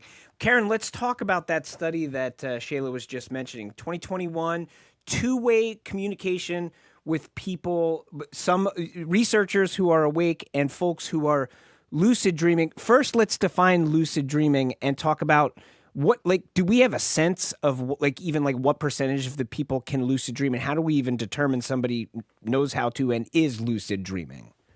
Yeah, lucid dreaming is when you're aware that you're dreaming while you're still asleep. So it's not just a vivid dream that you realize after you wake up that was a dream. You're inside the dream and you look around and you know that your current experience is all your dream. And so it's a really great tool for science because lucid dreamers can perform signals from within their dream by their dream body that are detected physiologically in their sleeping body. So a lucid dreamer can use their eyes to look left, right, left, right, left, right. And although most of your bodily muscles are paralyzed when you're dreaming, your eyes can still move. And so we can track their eye movements with electrodes placed next to their eyes to say, yes, even though they were completely asleep, they were moving their eyes, giving the signal while they were dreaming. So, do they remember this when they wake up? Right. And so, yes, then ideally the dreamer remembers everything that happened when they wake up. And in lucid dreams, this is typically the case. And so this discovery has been known for a while that dreamers can communicate out of dreams. But what we didn't know is if you could have a two-way conversation, because indeed, like, a lack of responsiveness is one of the definitions of sleep. And so if you can actually respond to a question while you're sleeping, it kind of challenges what you even think sleep is all about. But we found that we could ask dreamers questions like easy math problems and that they could respond correctly with eye movements while they were sleeping. And does the average, is lucid dreaming something that happens to someone, or is it something that somebody inherently has the ability to do? Yeah, so about 50% of people have a lucid dream at least once in their life, and 20% of people have a lucid dream once a month or more. But it is challenging to study it in a laboratory because you might have 1 5-minute lucid dream a month, but we need it like tonight while you're wearing all this sleep monitoring equipment. That is wild. Go ahead, Shayla. Well, something else I love about lucid dreams is it sounds like you're just in control of everything, but even if you're aware that you're dreaming, they can still be quite unwieldy. And there's a detail from a different study where people were trying to practice physical movements in lucid dreams. So they were practicing throwing a dart with their non-dominant hand. So they would practice when they were awake, and then they would have a lucid dream and try to practice that physical motion in the dream again. And they were testing when they woke up, could they get better just from practicing in their dream? And they found that they did improve, but one person in their lucid dream started to try practice throwing the darts, and then a doll appeared and started throwing darts at them instead and kept interrupting them, and they were unable to practice. And if they got distracted in their dreams, they didn't show the same improvement as the people who were able to practice in their fascinating. dreams. So even though that person was lucid, like the dream world has its own, it makes up its own mind about what it wants to do, and sometimes it will just interrupt you. You're aware, but you're not in control. There's like a spectrum of control. So both lucid dreaming and dream control are skills that you can improve at over time. There are a bunch of techniques to increase lucid dreaming. And then as you have more lucid dreams, sometimes you can learn how to work with the dream to, do certain things. But the limits of lucid dreaming control are really interesting. Okay, so as we talk about dream learning in particular, I'm starting to get a picture hearing this. Is like working on things like, can you improve at a skill, or can you communicate with somebody, and therefore if you can establish that you can communicate with somebody, then you can sort of build a way to say like, all right, well, we can use this to learn. But you've also, Karen, sort of studied puzzle solving in the dream state. So how have you designed experiments to study puzzle solving, and what have you found? Yeah, well, dreaming and lucid dreaming is hypothesized to help with creativity. So what we did is we gave people puzzles that were really difficult to solve, and each puzzle was a bit like a brain teaser. So can you give an example of like the kind of puzzle? An example is identify the word or phrase that this sequence of letters describe. HIJKLMNO. So that's the puzzle. Okay. What does that mean? And think about it. Be like, is it high? Is it something to do with the alphabet? And then it requires a stroke of insight. It's H2O. So the letters H to the letters O. So it kind of means water. Right. And so you have to think about them from a sideways angle. And so people tend to get stuck on this type of problem. So we gave people problems like this until they got stuck on them. And each problem was associated with a random sound. And then we had people go to sleep. We did an induction to help them have lucid dreams. And when they were in a lucid dream, we presented the sounds again associated with only half of the unsolved puzzles and said, if you hear this sound in your lucid dream, continue working on the puzzle. You could find the puzzle in the dream environment or ask a dream character to work with you on the puzzle. Try to keep on working on the puzzle in your dream. And we found that it worked. People dreamt more of the puzzles whose sounds we presented during sleep. And then when they woke up, they were more likely to solve puzzles that they had dreamt of. Wild. That's so cool. cool. We thought they would solve them in their dreams, and that didn't happen that often. Yeah. You're listening to the Curiosity Desk. We're talking with Shayla Love and Karen Konkoly about sleep learning. How is this the same or different than like hypnosis? I mean, like we hear about things like hypnosis for changing behavior or what have you. I mean, is there in a Venn diagram, is there somewhere where these two are crossing into each other, or are they very distinct? I think the idea of hypnosis is that you lower your inhibitions, get your brain into a more susceptible state, and then present information that can go past those the walls that you might put up to resist it. And so it's also the case that in dreams, you might have less inhibition. You might be kind of using those frontal regions of your brain less. So some of the logic could be similar, but there's also quite a few differences as well.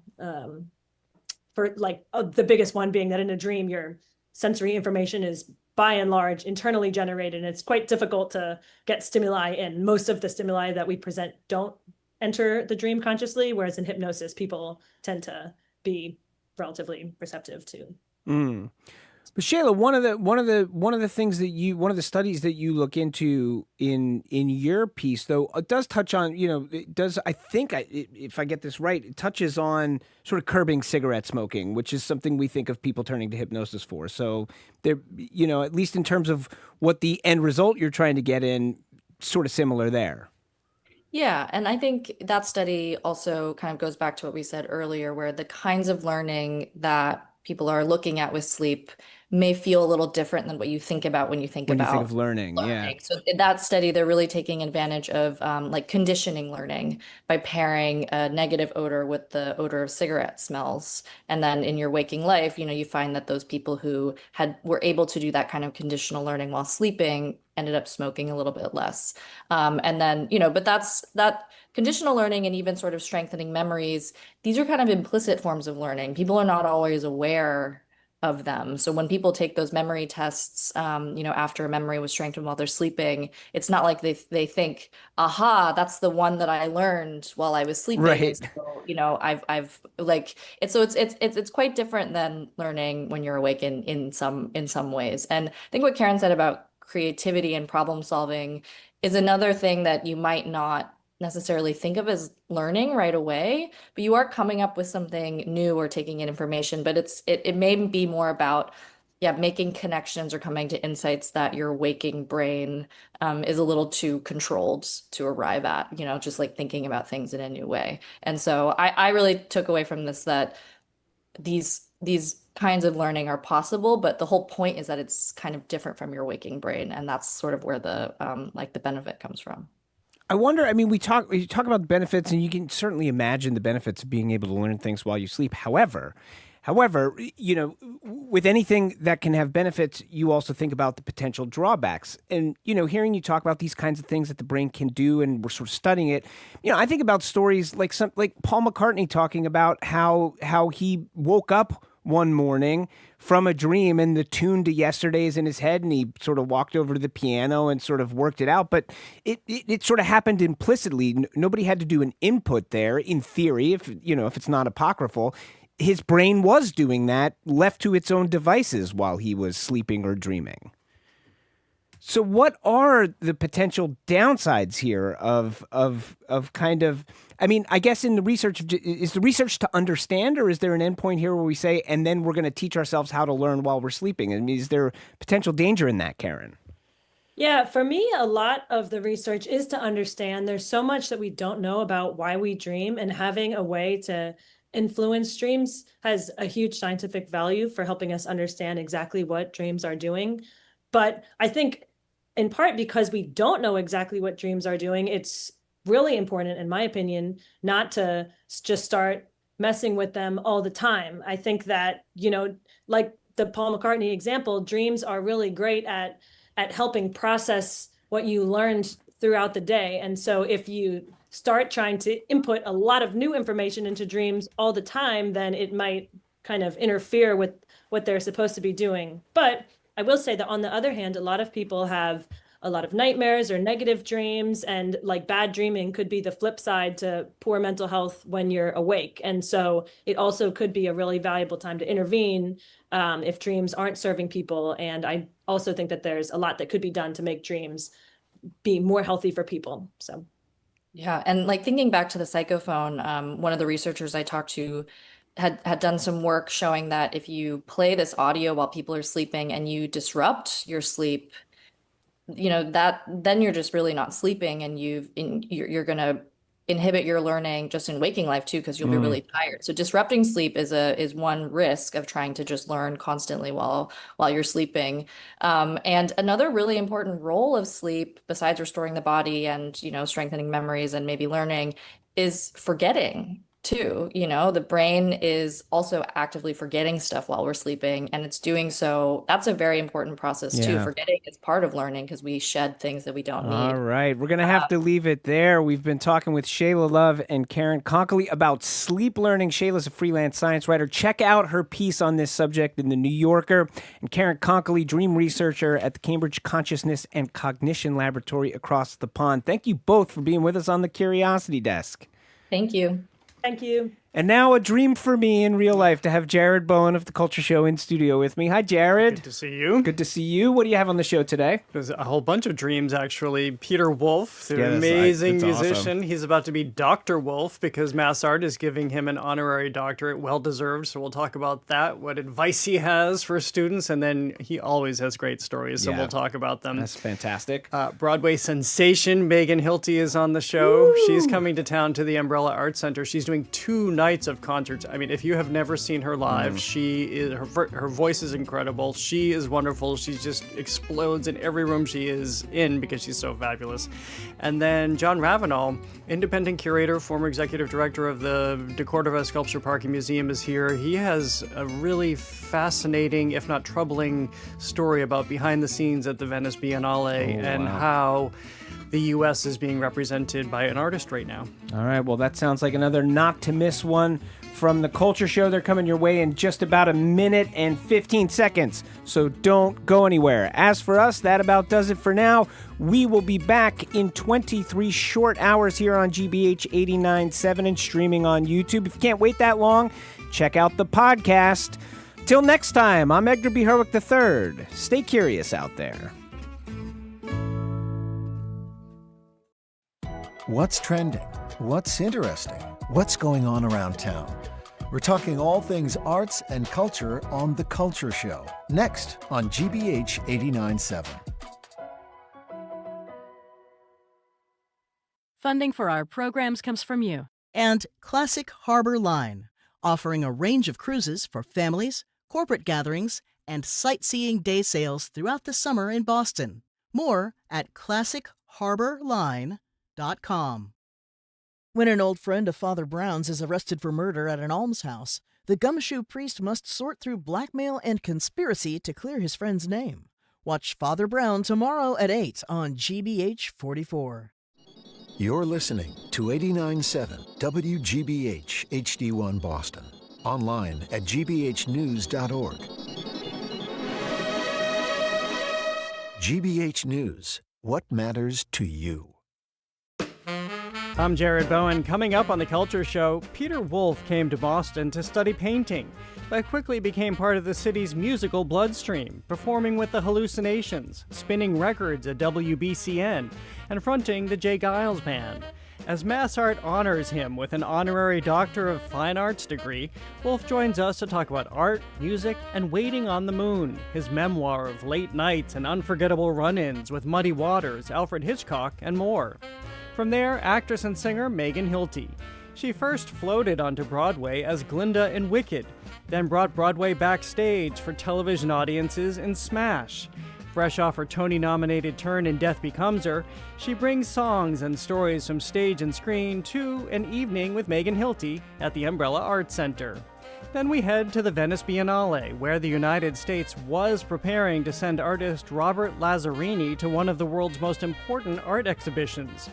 But before the Biennale even opened, the project disintegrated, raising questions about art, politics, and what a country chooses to place on the world stage. Jon Ravenel, the pavilion's intended curator, takes us inside what happened. That's all right now on The Culture Show. The Culture Show is made possible in part by a generous contribution from the Fiducia Fund, proud to support this station's arts and culture programming.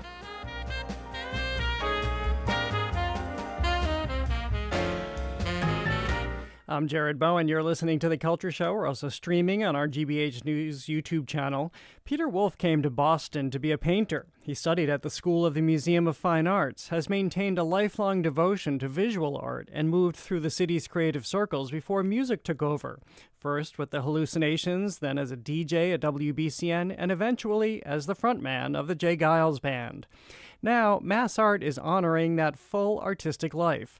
On Thursday, Peter Wolf will receive an honorary Doctor of Fine Arts degree during the college's commencement ceremony, recognizing a career that began in visual art and moved through radio, rock, rhythm, and blues.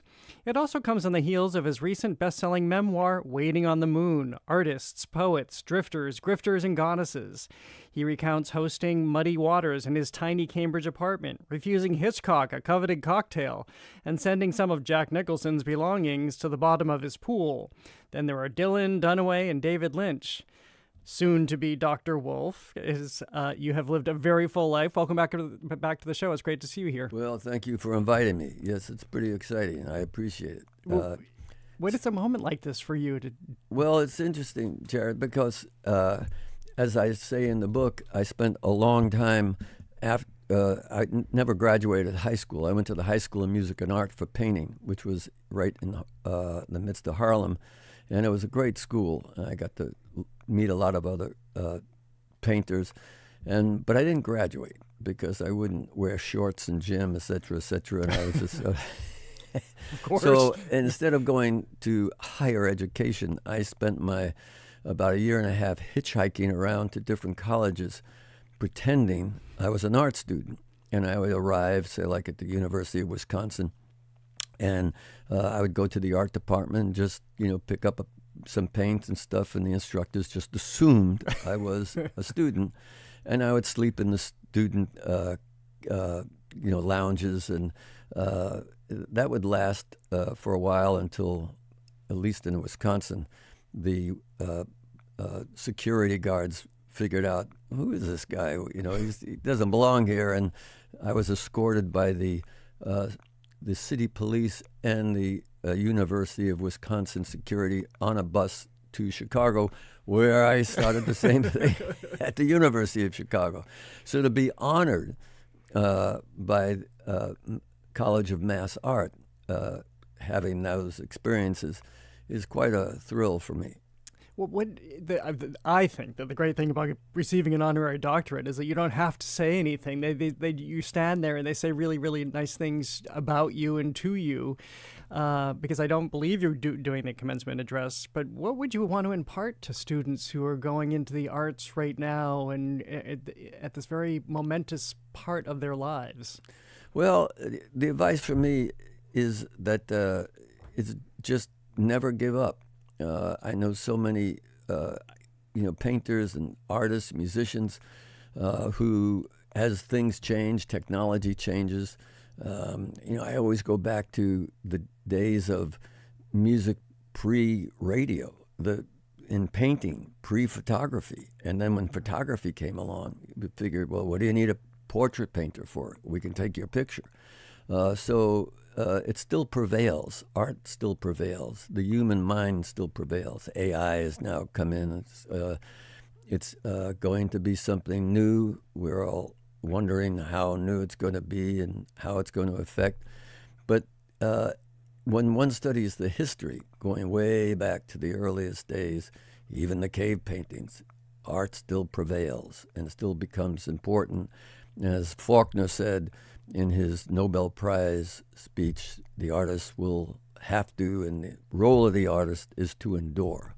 And so I think that would be my advice. Just don't give up. Well, you're bringing me back to your book now, which, as you know, in our prior conversation, which people can listen to hear some of the other stories that we won't cover today on our podcast, I was struck by all the situations in which you found yourself. I mean, these outlandish situations around celebrity and major figures and what you did to propel your own career forward. Did you always in the back of your head think, I do belong here, I'm going to make sure I think I belong here? Not at all. I'm still very insecure about that. The people that I did get to meet was I just had the opportunity to meet them, like I described with Muddy Waters or by Alfred Hitchcock. It all was serendipity. It was an opportunity that presented itself, but it wasn't like I chased after it. I mean, I was, managing the J. Giles Band, so I was chasing after a soundtrack, et cetera, et cetera. But these were people that I got to meet, and I was as astonished as, even while I was writing it, I would start laughing, at the situations that all these characters, especially, people that meant so much to me. Tennessee Williams, just visiting him down in Key West. Robert Lowell, whose poetry I still, revere. It's just one of it. So and just getting a call from the College of Mass Art. And I remember going to see the Stanley Brothers out in Lexington. They're a great bluegrass group. And Ralph Stanley, who did the soundtrack, part of the soundtrack of Oh Brother, for the Coen Brothers. And he sang this great song, Oh Death, and very poignant. And he got a doctorate at North Carolina, I believe, some college in North Carolina. And I said, Mr. Stanley, would you mind signing my album? And it was Dr. Ralph Stanley. And boy, here's this man from the high hills, bluegrass all his life, lived in the, high mountains, in a low log cabin. And so I might have to just get used to Dr. Peter Wolf. I'm going to have to bring my book back so you can re-sign it now. Yeah, the doctor at the College of Musical Knowledge. There you go. Of course. Well, let me ask you about your formative days in your early days, your school days here in Boston, when, as I mentioned, David Lynch comes into the picture. This is what's so remarkable about your life, is that from the very beginning, you've got all of these figures. The last time we talked about what you're falling asleep, or Marilyn Monroe falling asleep on you. And then you find yourself that David Lynch, for a little time anyway, this is all around financial circumstances, becomes your roommate when you come to college here. Well, yes, I first got to Boston when I realized I was accepted to the museum school. I came to Boston, had no place to stay, and I was at the Y one night and sleeping on the river the next, and I was looking for a roommate, and somebody standing behind me said, "Are you looking for a roommate?" When it was on a wall with all these roommates and things, listings. I said, "Well, yeah, I got no place to stay." And he said, "Well, I'm looking for somebody," and it turned out to be David. And David and I lived together for a bunch of months, and we would just do all sorts of things, like take a truck down to New York to get a last call to drink, because we were in a drinking age in Boston, and drive all the way back. And we talked about everything, but he never mentioned film, nor did I. And he left the museum school in Boston here to study at Philadelphia, where he put together Eraserhead. And I left the school to work full-time with the Hallucinations music, and I really got, and it was at the time when people like David Bowie left art school to get involved with music. John Lennon left art school to get involved with music. Keith Richards was in art school. So there was something going on in music as a calling for an artistic sensibility that was very rich, very raw, very new, and very exciting for lots of painters that sort of were attracted as another creative outlet. Do you have a sense of why that was, the link, especially with those art forms? I think it was all coming together, the aspect of a new coming out of, we all grew up listening to Little Richard, Elvis, and Chuck Berry, and somehow the energy of rock and roll in the clubs, things like Paraphernalia and Andy Warhol, the Velvet Underground, the British Invasion, the Rolling Stones. It just was another creative outlet that opened up itself in the same way that all of a sudden the internet appeared, and there was another creative outlet, YouTube, this, that, emailing, setting up sites. Remember MySpace and all of that? Of course, yeah. I do. Are we supposed to admit that now? For people just tuning in, I'm talking to Peter Wolf. His latest memoir recent memoir is Waiting on the Moon, Artists, Poets, Drifters, Grifters, and Goddesses. And on Thursday, Mass Art will honor him with the honorary Doctor of Fine Arts degree at commencement. Going back to Warhol, I didn't get to ask you about this last time. There was this really exciting moment that you had with Ed Hood, major Warhol star, and Warhol in Cambridge. And there was such an openness to you as well, I think, in opening yourself up to figures who weren't necessarily accepted by society, especially gay ones, in that time. Right. Ed was studying at Harvard. He was the tutee of the poet Alan Tate, and also studying with Robert Lowell. And because he was having frequent guests, male guests, Harvard did not look upon kindly to people who were gay and wanting to out themselves at that time. And so they actually removed him from the curriculum because he was studying for his doctorate.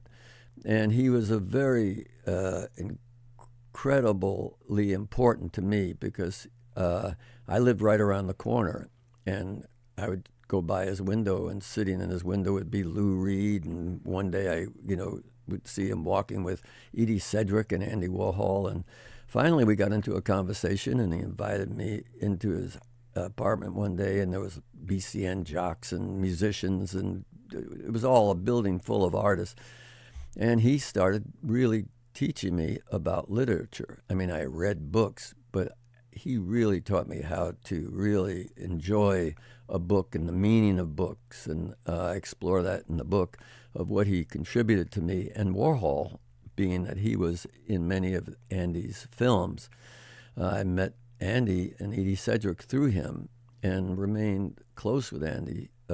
Every time I'd go to New York, I'd visit him at the factory, or we'd meet at Max's Kansas City. And the Hallucinations, my first band of art students, we played with the Velvet Underground a lot, so Lou Reed and I became quite friendly.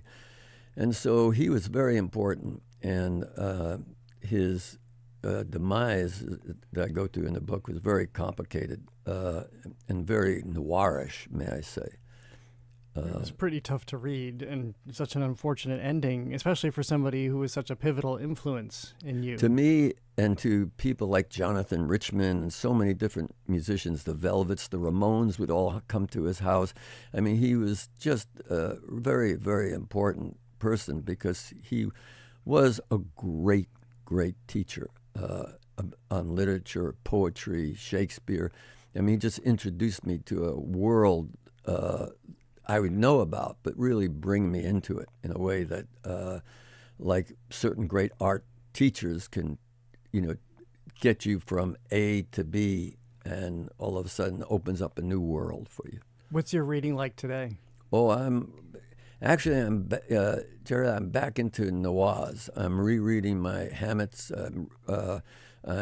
Chandler was always close to me, but now I've never gotten into the works of Ross Macdonald, who many people feel was the predecessor to Chandler, also West Coast American writer. And so I'm enjoying those. And I have the noirs are what I'm going to be doing a lot this summer. And I've been I'm collecting a lot of the pieces that didn't go into Waiting on the Moon, and also trying a touch of fiction. Ross Macdonald in an interview said, when I start my mysteries, and several writers say this, I start with an opening paragraph, like a songwriter would come up with a title and not know what the song is going to be. And I don't know where the book's going to lead me. So I thought that was interesting. So I came up with an interesting paragraph that turned into 2, 3, 4, 5. Now I have several chapters, but I don't know where it's leading me. It's fun to do. So that's what I do from about 2 a.m. to 6 a.m. at night. Have you always been a night person? Is that when your brain is most fertile? When I was a young kid growing up in the Bronx, my mother would stay up all night reading in this little apartment, and I would sit up with her and draw and scribble. And so I think the both of us were insomniacs, and it just stayed with me it's still with me. What time do you get up in the morning? What morning? I'm still up in the morning, Jared. As I mentioned last time, too, about your book, I just thought it was so gorgeously written. It's so vivid. It's very painterly, actually, now that I'm thinking about it.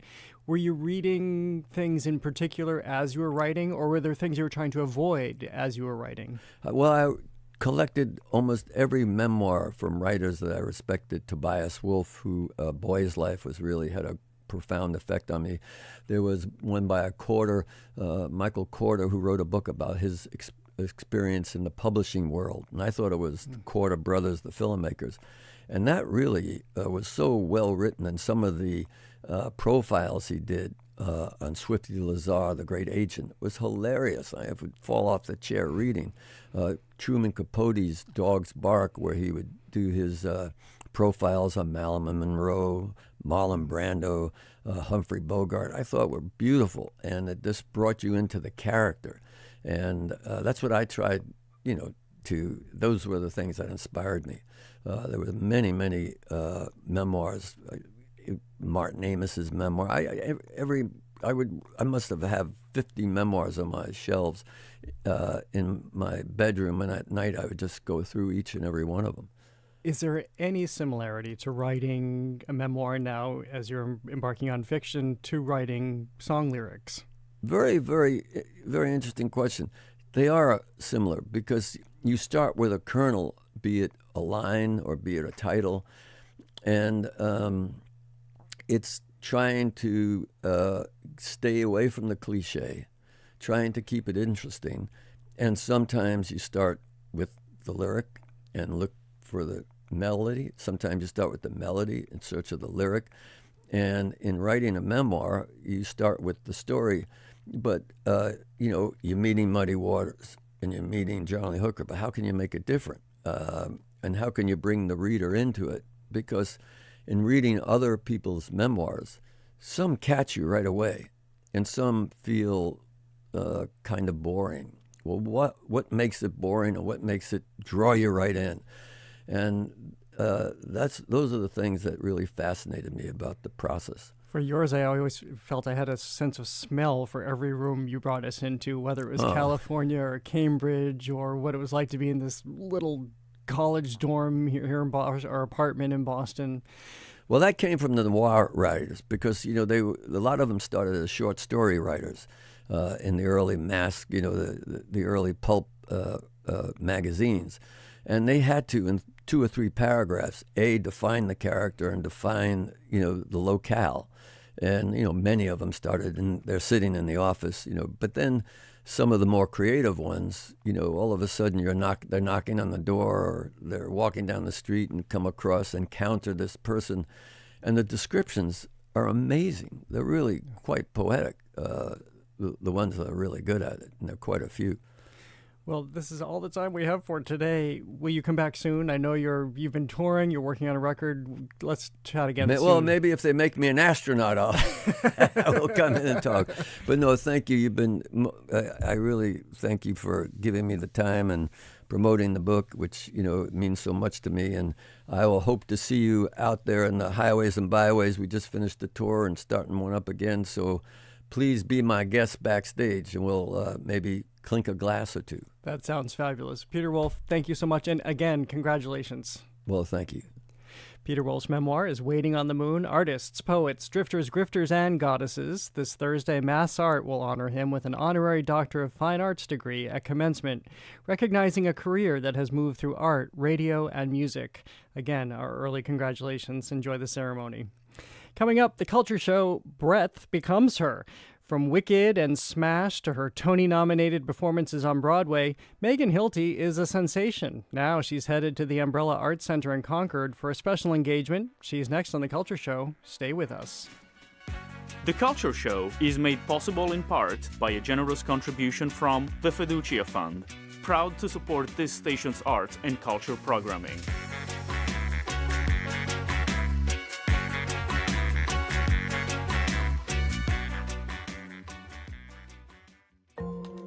Massachusetts farms are heading into peak season, but farmers say they're running short on the one thing they can't replace: workers.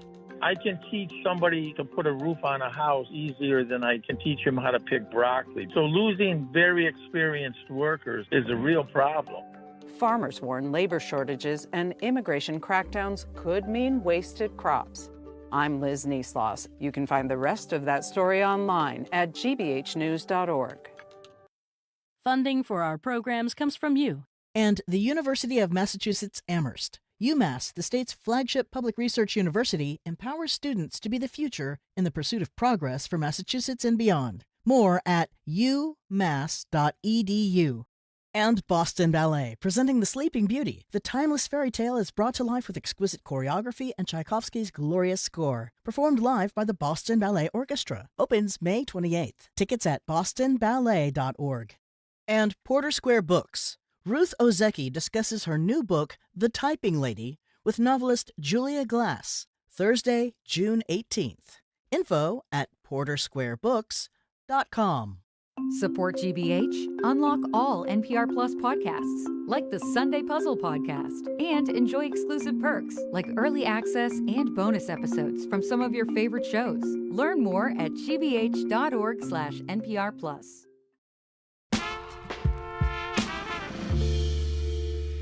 I'm Jared Bowen. This is The Culture Show on 89.7 and streaming on the GBH News YouTube channel. And this is Megan Hilty. Change each imperfection till it's time to drink the wine. A toast to resurrection, but they just keep moving the line.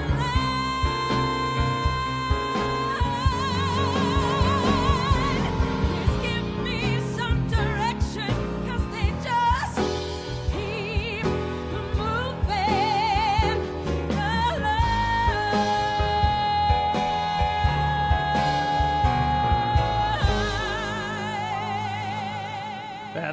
They just keep moving the line from the series Smash, written by Mark Shaman, who will be on the show next week, and Scott Whitman, for and performed by Megan Hilty on her album Live at the Cafe Carlisle. For years, Hilty has made a career out of playing high-gloss women with a little less varnish underneath.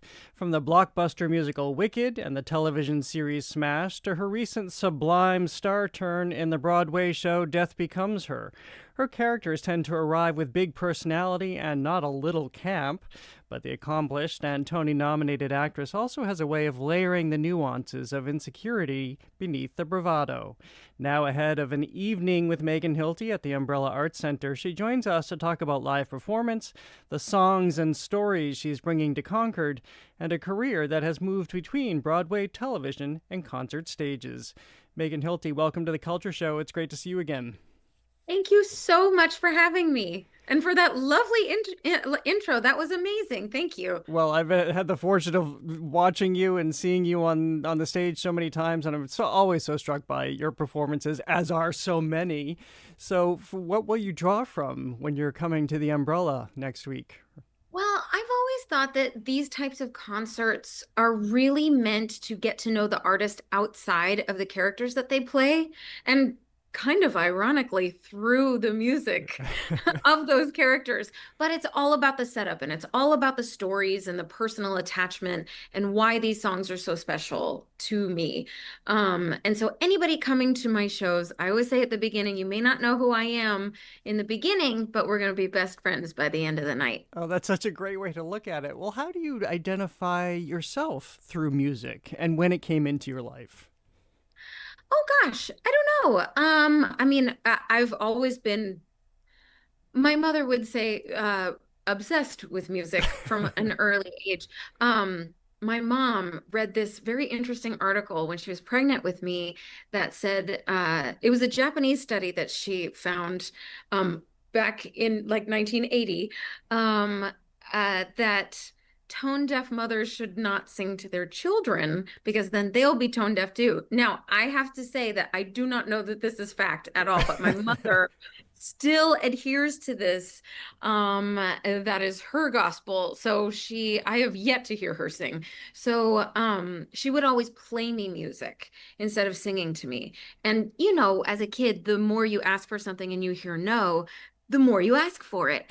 So she ended up playing music for me a lot. She and my father exposed me to all types of things, from country to opera to Whitney Houston was one of my favorites, Ella Fitzgerald, Manhattan Transfer. I mean, you name it. I couldn't get enough. And are you somebody who always has music running through you as you're running through life? You know, you would think so because it's my business. But it's funny because whenever people ask me, like, what do you have on when you're driving or what do you listen to? And I'm like, most of the time it's silence. Most of the time I'm just enjoying the silence because it's hard to listen to music without not picking it apart, but by like, I guess kind of mathematically dissecting it and understanding why it's successful or not, if that makes any sense. I mean, because it's something that I'm always thinking about in my work. So when I'm when I've got downtime, it's either like talk podcasts or like silence. Yeah. I can certainly understand that myself. Isn't that the tranquility in the car when you hear absolutely nothing? Well, I also have 2 small children, so that might add to my need for silence too.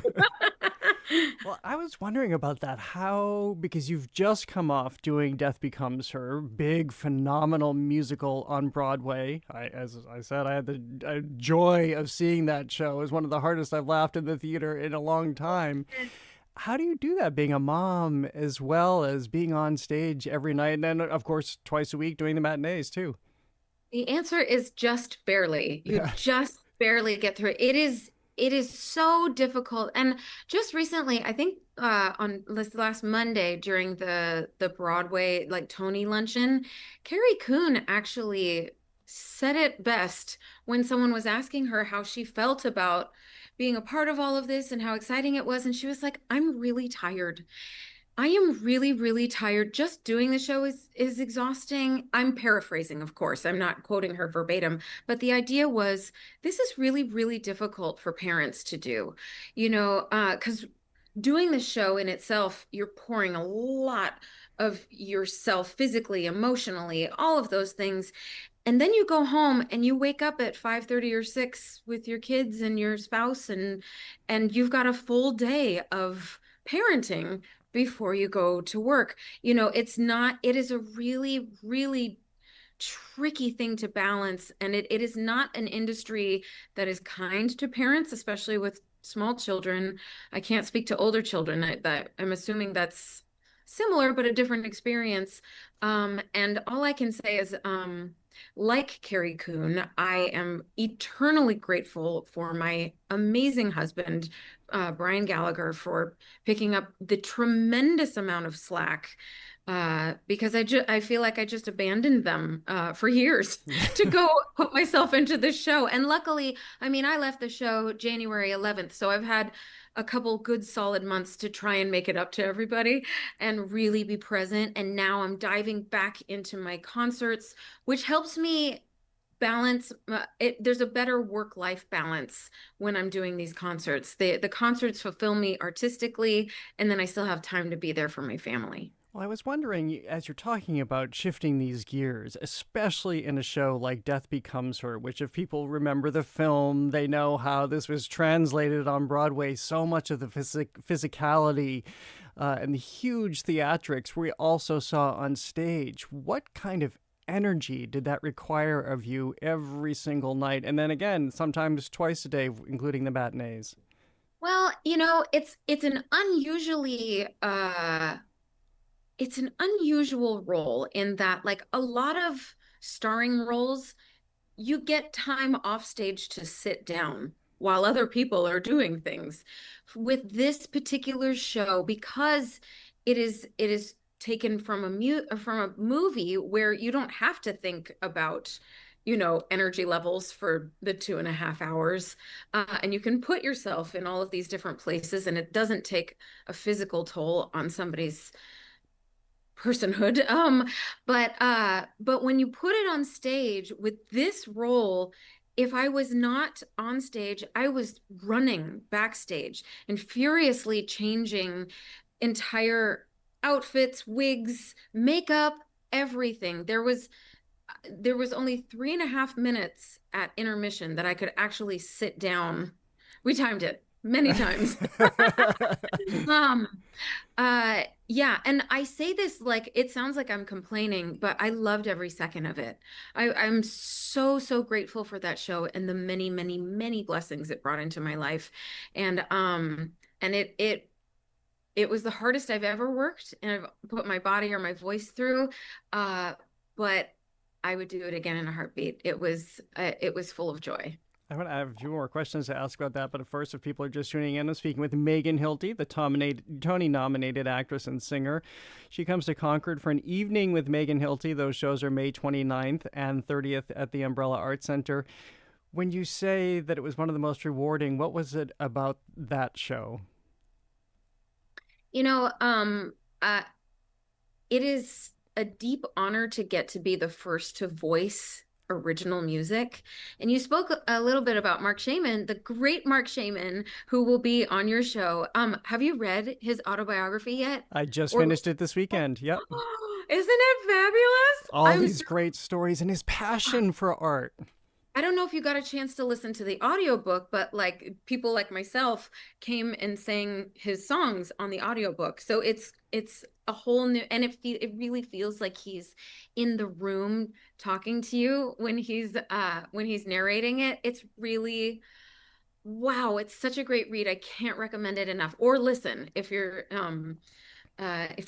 getting the audiobook. But not unlike being the first to get to voice Mark Shaman and Scott Whitman's music, to be the first to voice this particular show of music written by the great Julia Madison and Noel Carey. It was such a thrill, and I keep saying the word honored, but it's because I really mean it. I'm honored to get to be on kind of the ground floor with them. Do you know what I mean? This show has just catapulted their careers, and I cannot wait to see what they do next because they're so talented. They're so smart. Their wit is like unbelievable. And the musicality is genius. So a lot of these demos that they would send me, I'd listen to them and think, I can't believe I get to be the first one to actually record this. And I'll be the first one. There will be many, but like, I get to be the first. How cool is that? And I get to work with them. And like, I don't know. It really is, and I'll say it again, an incredible honor to get to work with them in that capacity. Well, you had a number in that show that I think will forever change your career and the love a certain fandom will have for you. Certainly my favorite song in the show, which came so early on, and more great ones to come. But let's play a little bit. You know exactly, you're nodding. You know exactly what you're talking about. I know. It's why I did the show. It's called For the Gaze. I should spell it because we're on the radio. It's Gaze, like looking, but you'll hear it's not really For the Gaze. Again, For the Gaze from the Broadway cast recording of Death Becomes Her, featuring Megan Hilty as Madeline Ashton in a role that earned her a Tony nomination. And Marshall at Fire Island and Provincetown and everywhere else this summer. You know, I am really excited. I get to play Provincetown July 5th. Yeah, I'm so excited. And it's so funny that you played that song. I've been calling it taking it out into the wild, you know, taking it out of the show and putting it in my concerts, you know, because in the show, it has everything. It has every show boy, show girl, outfits, glitter. We had confetti cannons at one point. I mean, and I had 6 costume changes and wig changes during the course of that one song. And so I was like, I wonder how this will play with just me and a piano, and it still works. It's so excellent. It's such a great song. Yeah, I don't think you have anything to worry about. You said you did it for the show partly for this song. That's something you knew as soon as you heard it. That this is 100%. Yeah, I said if nothing else, I have to do this show so that I get to be the first to voice this song. Yeah. I want to ask you about your dressing room, too, because it occurred to me, I keep hearing more and more about people doing their dressing rooms. People who've listened to this show know that Alan Cumming is a friend of mine. His dressing room famously became a Club Cumming, that now is an actual club downtown during the run of Cabaret. But this has become a thing, it seems, that you're able to, as these Broadway stars, you're able to design your dressing room and have this oasis, maybe not for that show where you couldn't sit down, but maybe many others. No, I did.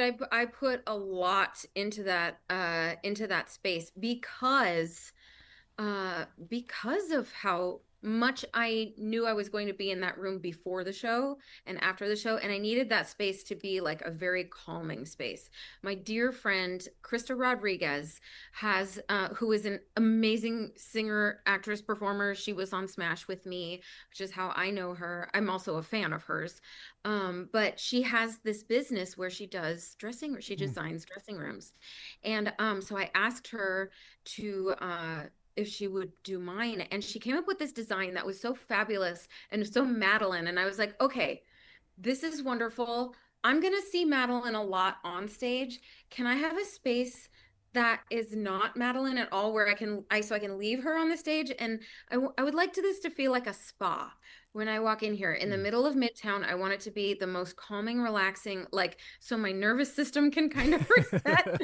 And I want to just walk in here and know that I can relax. And she was like, I'm on it. And she designed and put together the most beautiful space. It's that dressing room is unlike any other space on Broadway as well. The ceilings are ridiculously high. I think they're like 20-foot ceilings. I had a little lovely like chandelier in there. She had curtains made that were like crazy long. I had 2 balconies that look out onto the street. Oh, that was also fun fact. Elizabeth Taylor had that dressing room, and she put in a big pink tub where she would go and soak and like work on her lines and then go do the show. And then Nathan Lane, it was there forever. It was there for a long time. And Nathan Lane came in for Adam's Family, and he said, you know what, I think this bathroom needs a little reset, and he invested in redoing the bathroom. So there's a beautiful steam shower. I always said a little thank you to the great Nathan Lane every time I went in and took a shower for making it such a beautiful space for the people after him. I see a whole Rizzoli book here just on these gorgeous spaces with such great theater lore. I mean, Elizabeth Taylor, come on. Yeah. Well, I just want to end by asking, we've talked a lot about the fun, but when you calm down, you settle a little bit, especially in these concerts, what's one of your go-to songs? I always start with They Just Keep Moving the Line. I mean, you played it before I even started speaking. It's become like it feels like, I don't know, it feels like a very grounding song for me. It's also very exciting, and people who do know who I am come hoping that that's going to be part of the set. And I know you usually put the songs that you hope for towards the end, but I'm like, no, I think this is a great, like, setting the tone for the evening, letting you know, I know what you came for. You're gonna get it.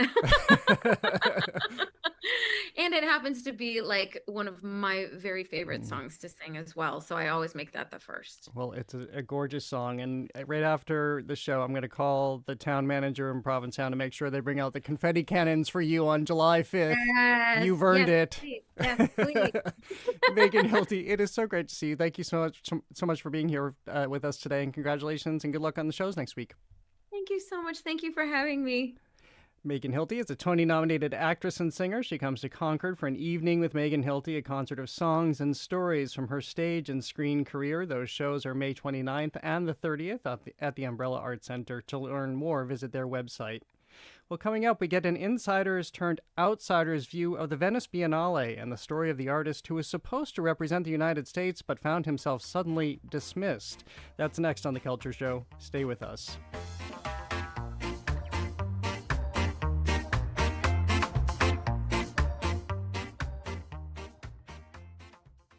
From a European conflict zone, driving north from Kyiv, the signs of war start to be more visible. To hard times in Southeast Asia. I meet a man who has been waiting in line for diesel for 6 days. To the astonishing beauty of remote places. My welcome to the waters off of East Greenland has come from 2 whales.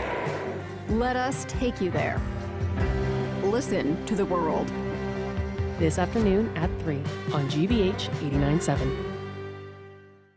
Our programs are made possible thanks to you. And Bunker Hill Community College, offering 6-week summer mini sessions to achieve college and skills goals. Sessions start June 1st and July 13th. Registration is open. bhcc.edu/summer. And the Lyric Stage, presenting Something Rotten, a side-splitting mashup of 16th century Shakespeare and 21st century musical theater, now through June 7th at Lyric Stage Boston. Tickets at lyricstage.com. And Gentle Giant Moving and Storage Company, offering local, long-distance, office, and piano moving with 23 locations throughout New England and across the country. More information at gentlegiant.com. The comments section has plenty of opinions. We have the facts. Trusted local news. GBH News 89.7, gbhnews.org, and streaming on the GBH app.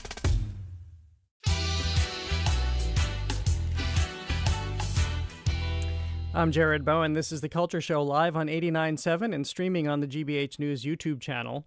The Venice Biennale opened this month. Often called the Olympics of the art world, it's a global stage where countries commission artists to represent them in national pavilions. For the United States, that honor was supposed to go to Robert Lazzarini, an artist known for sculptures that upend our perceptions. His proposal for the U.S. Pavilion would have offered his artistic perspective on some of the country's most familiar emblems: George Washington, a Civil War cannon, the American flag, and an eagle.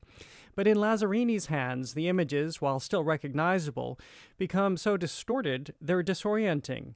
They're symbols that feel unstable and invite a fresh look at what American identity means in 2026. The State Department selected the project. John Ravenel was to curate it. And then, before the selection was ever announced, the deal fell apart, caught in a tangle of deadlines, fundraising, and politics. Instead, artist Alma Allen is now representing the U.S. there. With the Biennale now in full swing, the backstory of the U.S. Pavilion has become a story of what it means to represent America abroad and the shifting criteria for what and who should be represented. John Ravenel joins us now. He is the curator of Robert Lazzarini's proposed U.S. Pavilion, and the exhibition was titled History Maker. John Ravenel, welcome to The Culture Show. It's great to have you here. People might also remember you were executive director of the Cordova Sculpture Park and Museum. Of course, it would have been a huge honor. It's a lot of work to do this commission, to propose it, to be represented at the U.S. Biennale. Before we get into what happened, for people who don't know what this art fair is, what is it and what does it represent the world over? Yeah. Yeah, I think that's a great place to start. And by the way, great introduction. I think you covered a lot of the major points, so thank you. Well, the Biennale is actually, it's the first of the major international contemporary art biennials. So it started in 1895 with the intention that it would be an international contemporary exhibition that would repeat every 2 years. And since then, it's inspired, well over 100 other biennials around the world that now take place. So it's the kind of granddaddy of all of them. When you go to the Biennale in Venice every 2 years, and I should say that's the art Biennale because it alternates every year with an architecture Biennale. Yeah. But in any case, when you go to the art Biennale, there are really three components. There's a big curated group show that's sort of at the heart of the Biennale. And then there are about 100 national pavilions. And some of those are in this garden called the Giardini. And some of them are in the Arsenale, which is this wonderful kind of Renaissance-era naval arsenal and shipbuilding yard. And then some are just all over the island, wherever they can find space. And then there are collateral events. And the key thing to know, or a couple of key things to know, is that the Biennale is not an art fair, actually. So an art fair like the Frieze Art Fair or the Armory Art Show or, Art Basel, those are commercial shows where dealers rent a booth in one space or another and bring work for sale.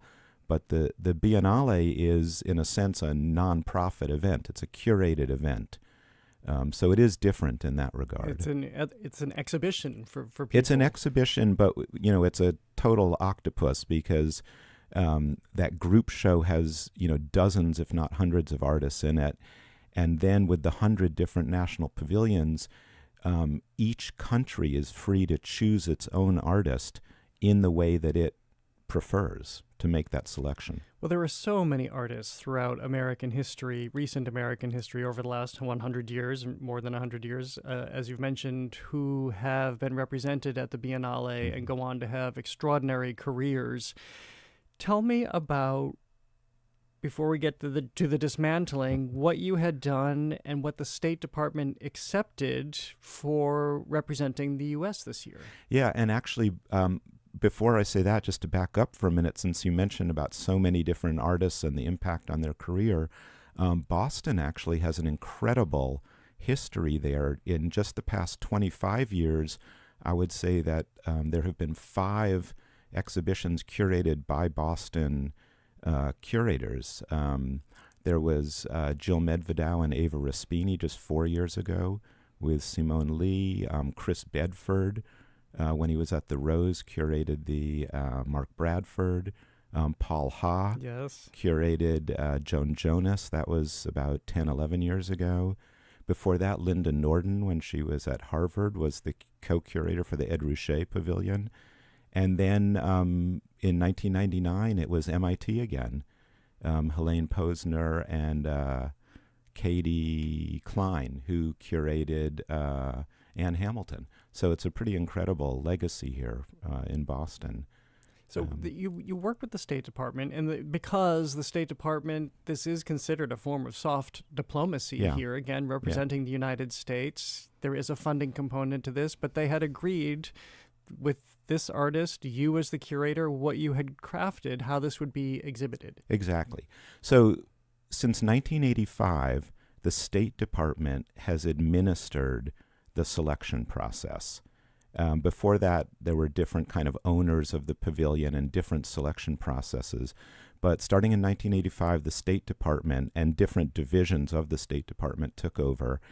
And they've always had an open call. So any curator associated with an institution can submit a proposal, and I have in the past submitted proposals. And then there's a peer review process of experts in the contemporary art field, and often that includes past curators and past commissioners. And that is the key feature. Unlike many other countries in which a cultural minister, either just chooses the artist or chooses a commissioner who chooses the artist. And so there's always been a reliance on expertise and a kind of transparency to the process. And that's the way it started this year. There was an open call. It was late, so an already short time frame became almost impossibly short. And also the State Department changed the guidelines. And one of the key issues is that they removed all DEI language, no surprise. And they also inserted language that said that all proposals had to support and promote American values. So those were big changes this year. But under even those parameters, Robert Lazzarini was still accepted. Yeah, well, actually, Robert and I, and we've known each other for 30 years, and I curated his first solo museum exhibition in 2003 in Richmond, Virginia. And Robert's work, we thought that it would be really interesting to try to thread this needle where we actually leaned into the idea of American values as the subject matter, but through his language of extreme distortion. So in other words, is it possible to abide by the guidelines, the revised guidelines, but still present serious, nuanced contemporary art to an international public? That was the challenge we set for ourselves. So then, and again, if people are just tuning in, I'm speaking with John Ravenel, independent curator and art historian. We're talking about the Venice Biennale underway now, not featuring the artist with whom he was going to work to represent the United States. So what happened? This was all moving forward, all under the new parameters of the Trump administration. How did it fall apart? Well, so the State Department, the first thing is the NEA usually convenes the panel of experts, and this year the NEA was not able to. Just because they've been sort of decimated as a department or division. But the State Department still pulled together a panel of experts. So there was a legitimate review process. That panel of experts selected our proposal. They recommended it to the State Department. The State Department called me in early September and announced to us that we had been selected, but we could not announce it publicly until the grant was signed. Because I'm independent, we had to find an institutional partner to sign the grant, and that was the University of South Florida, who has a big art school and a big contemporary art museum. 3 weeks later, they pulled out at literally the 11th hour. The college did. The university did. The provost refused to sign the grant based on, we never really got a straight story, but they were unwilling to take any risk whatsoever, even though we were going to raise all the funds. So we thought that was it, that our chances were over, even though we had been selected. But then we continued to have conversation with the State Department. And if you remember that the government shut down on October 1st. So we were talking to them, on their personal cell phones, and they were trying to matchmake us with an institutional sponsor who was already in their grants.gov system. And that's when they floated the name of this new unknown organization called the American Arts Conservancy. And we had never heard of them, but we said we were absolutely willing to consider it. So let me decode a little bit for our listeners, because it costs roughly in the neighborhood of $5 million to present at the Venice Biennale. This is why you have to have an institution. This is why you had Florida, this university that then dropped out. And then this mysterious one that hadn't even established any sort of nonprofit status or any registered itself of any kind suddenly materializes. Yeah, exactly. And, it turns out that the head of that is best friends with the head of art and embassies in the State Department and, is a bridesmaid or something like that. So it becomes a little nefarious very quickly. Again, no surprise. But what happened is, right when it looked like we were going to be match made with them, then the next day we weren't. And we were told by a deputy director at the State Department that they had found a way, the American Arts Conservancy, to move forward with another candidate, which doesn't make sense because any candidate would have had to apply with a sponsor. But basically what happened was a power grab. They understood that they were going to become the sponsor. They appointed themselves commissioner, curator, and chose their own artist. And again, we're talking about an organization with very little track record, if any, of working in the field of art. As you look at this, and I know you've already been very upfront and said you don't have the clear-cut answers.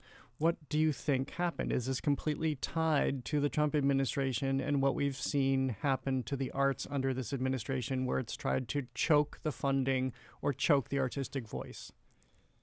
Yeah, yes and no. I think it's not so much in this case choking the voice as a kind of self-serving power grab. We've seen that too, right? Cronyism, disregard for expertise, breaking of norms, self-serving. Basically, I think it was all of those things combined. I think the failure of our sponsor, their reneging on their commitment to us opened the door for that. I don't necessarily think that would have happened otherwise. There wouldn't have been an opening. But I do think it allowed for that to just run rampant. And, in a way, I think what's important for listeners to understand, it's not just a case of sort of a jilted curator and artist, but this is a world stage where America needs to step up and put its best foot forward. And this was an opportunity to actually address American values in a thoughtful way and a serious way. And instead, you got just a discrediting of the process and a very bland exhibition. Yeah, and we'll refer people to Alma Allen is the artist who interestingly lives in Mexico. His work is made by colleagues in Mexico, and people can go look up the reviews of his exhibition at the Pavilion. Last question for you in the time we have. Is there an opportunity now? Has anybody stepped forward to make this exhibition that you and John Lazzarini proposed that can happen?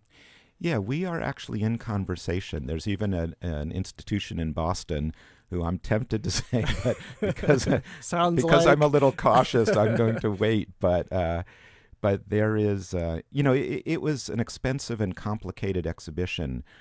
So we can't really fabricate the whole thing right now, but we're in conversation with various organizations about sort of partial exhibitions and trying to move it forward piece by piece. His work is amazing. The combination of extreme distortion and then extreme kind of authenticity. He introduces mathematical distortion and then remakes the objects out of the original material. It's really incredible work. Well, and it sparks conversation, which is what contemporary art is supposed to do. You know who to call as soon as you announce which Boston institution at which that's going to happen. Jon Ravenel, great to see you. Thank you for being here. Thank you. Great to be here. Jon Ravenel is an independent curator and art historian and the former executive director of the De Cordova Sculpture Park and Museum. He was to be the curator for the Robert Lazzarini proposed U.S. Pavilion exhibition at the Venice Biennale. Thank you for listening to another edition of The Culture Show. Remember that Friday, we're not doing our weekend review this week. We're doing our Friday watch party. We'll discuss All the President's Men on its 50th anniversary and whether or not that holds up. Tune in tomorrow for Mass Art President Mary Grant. I'm Jared Bowen. Have a great day. The Culture Show is made possible in part by a generous contribution from the Fiducia Fund, proud to support this station's arts and culture programming.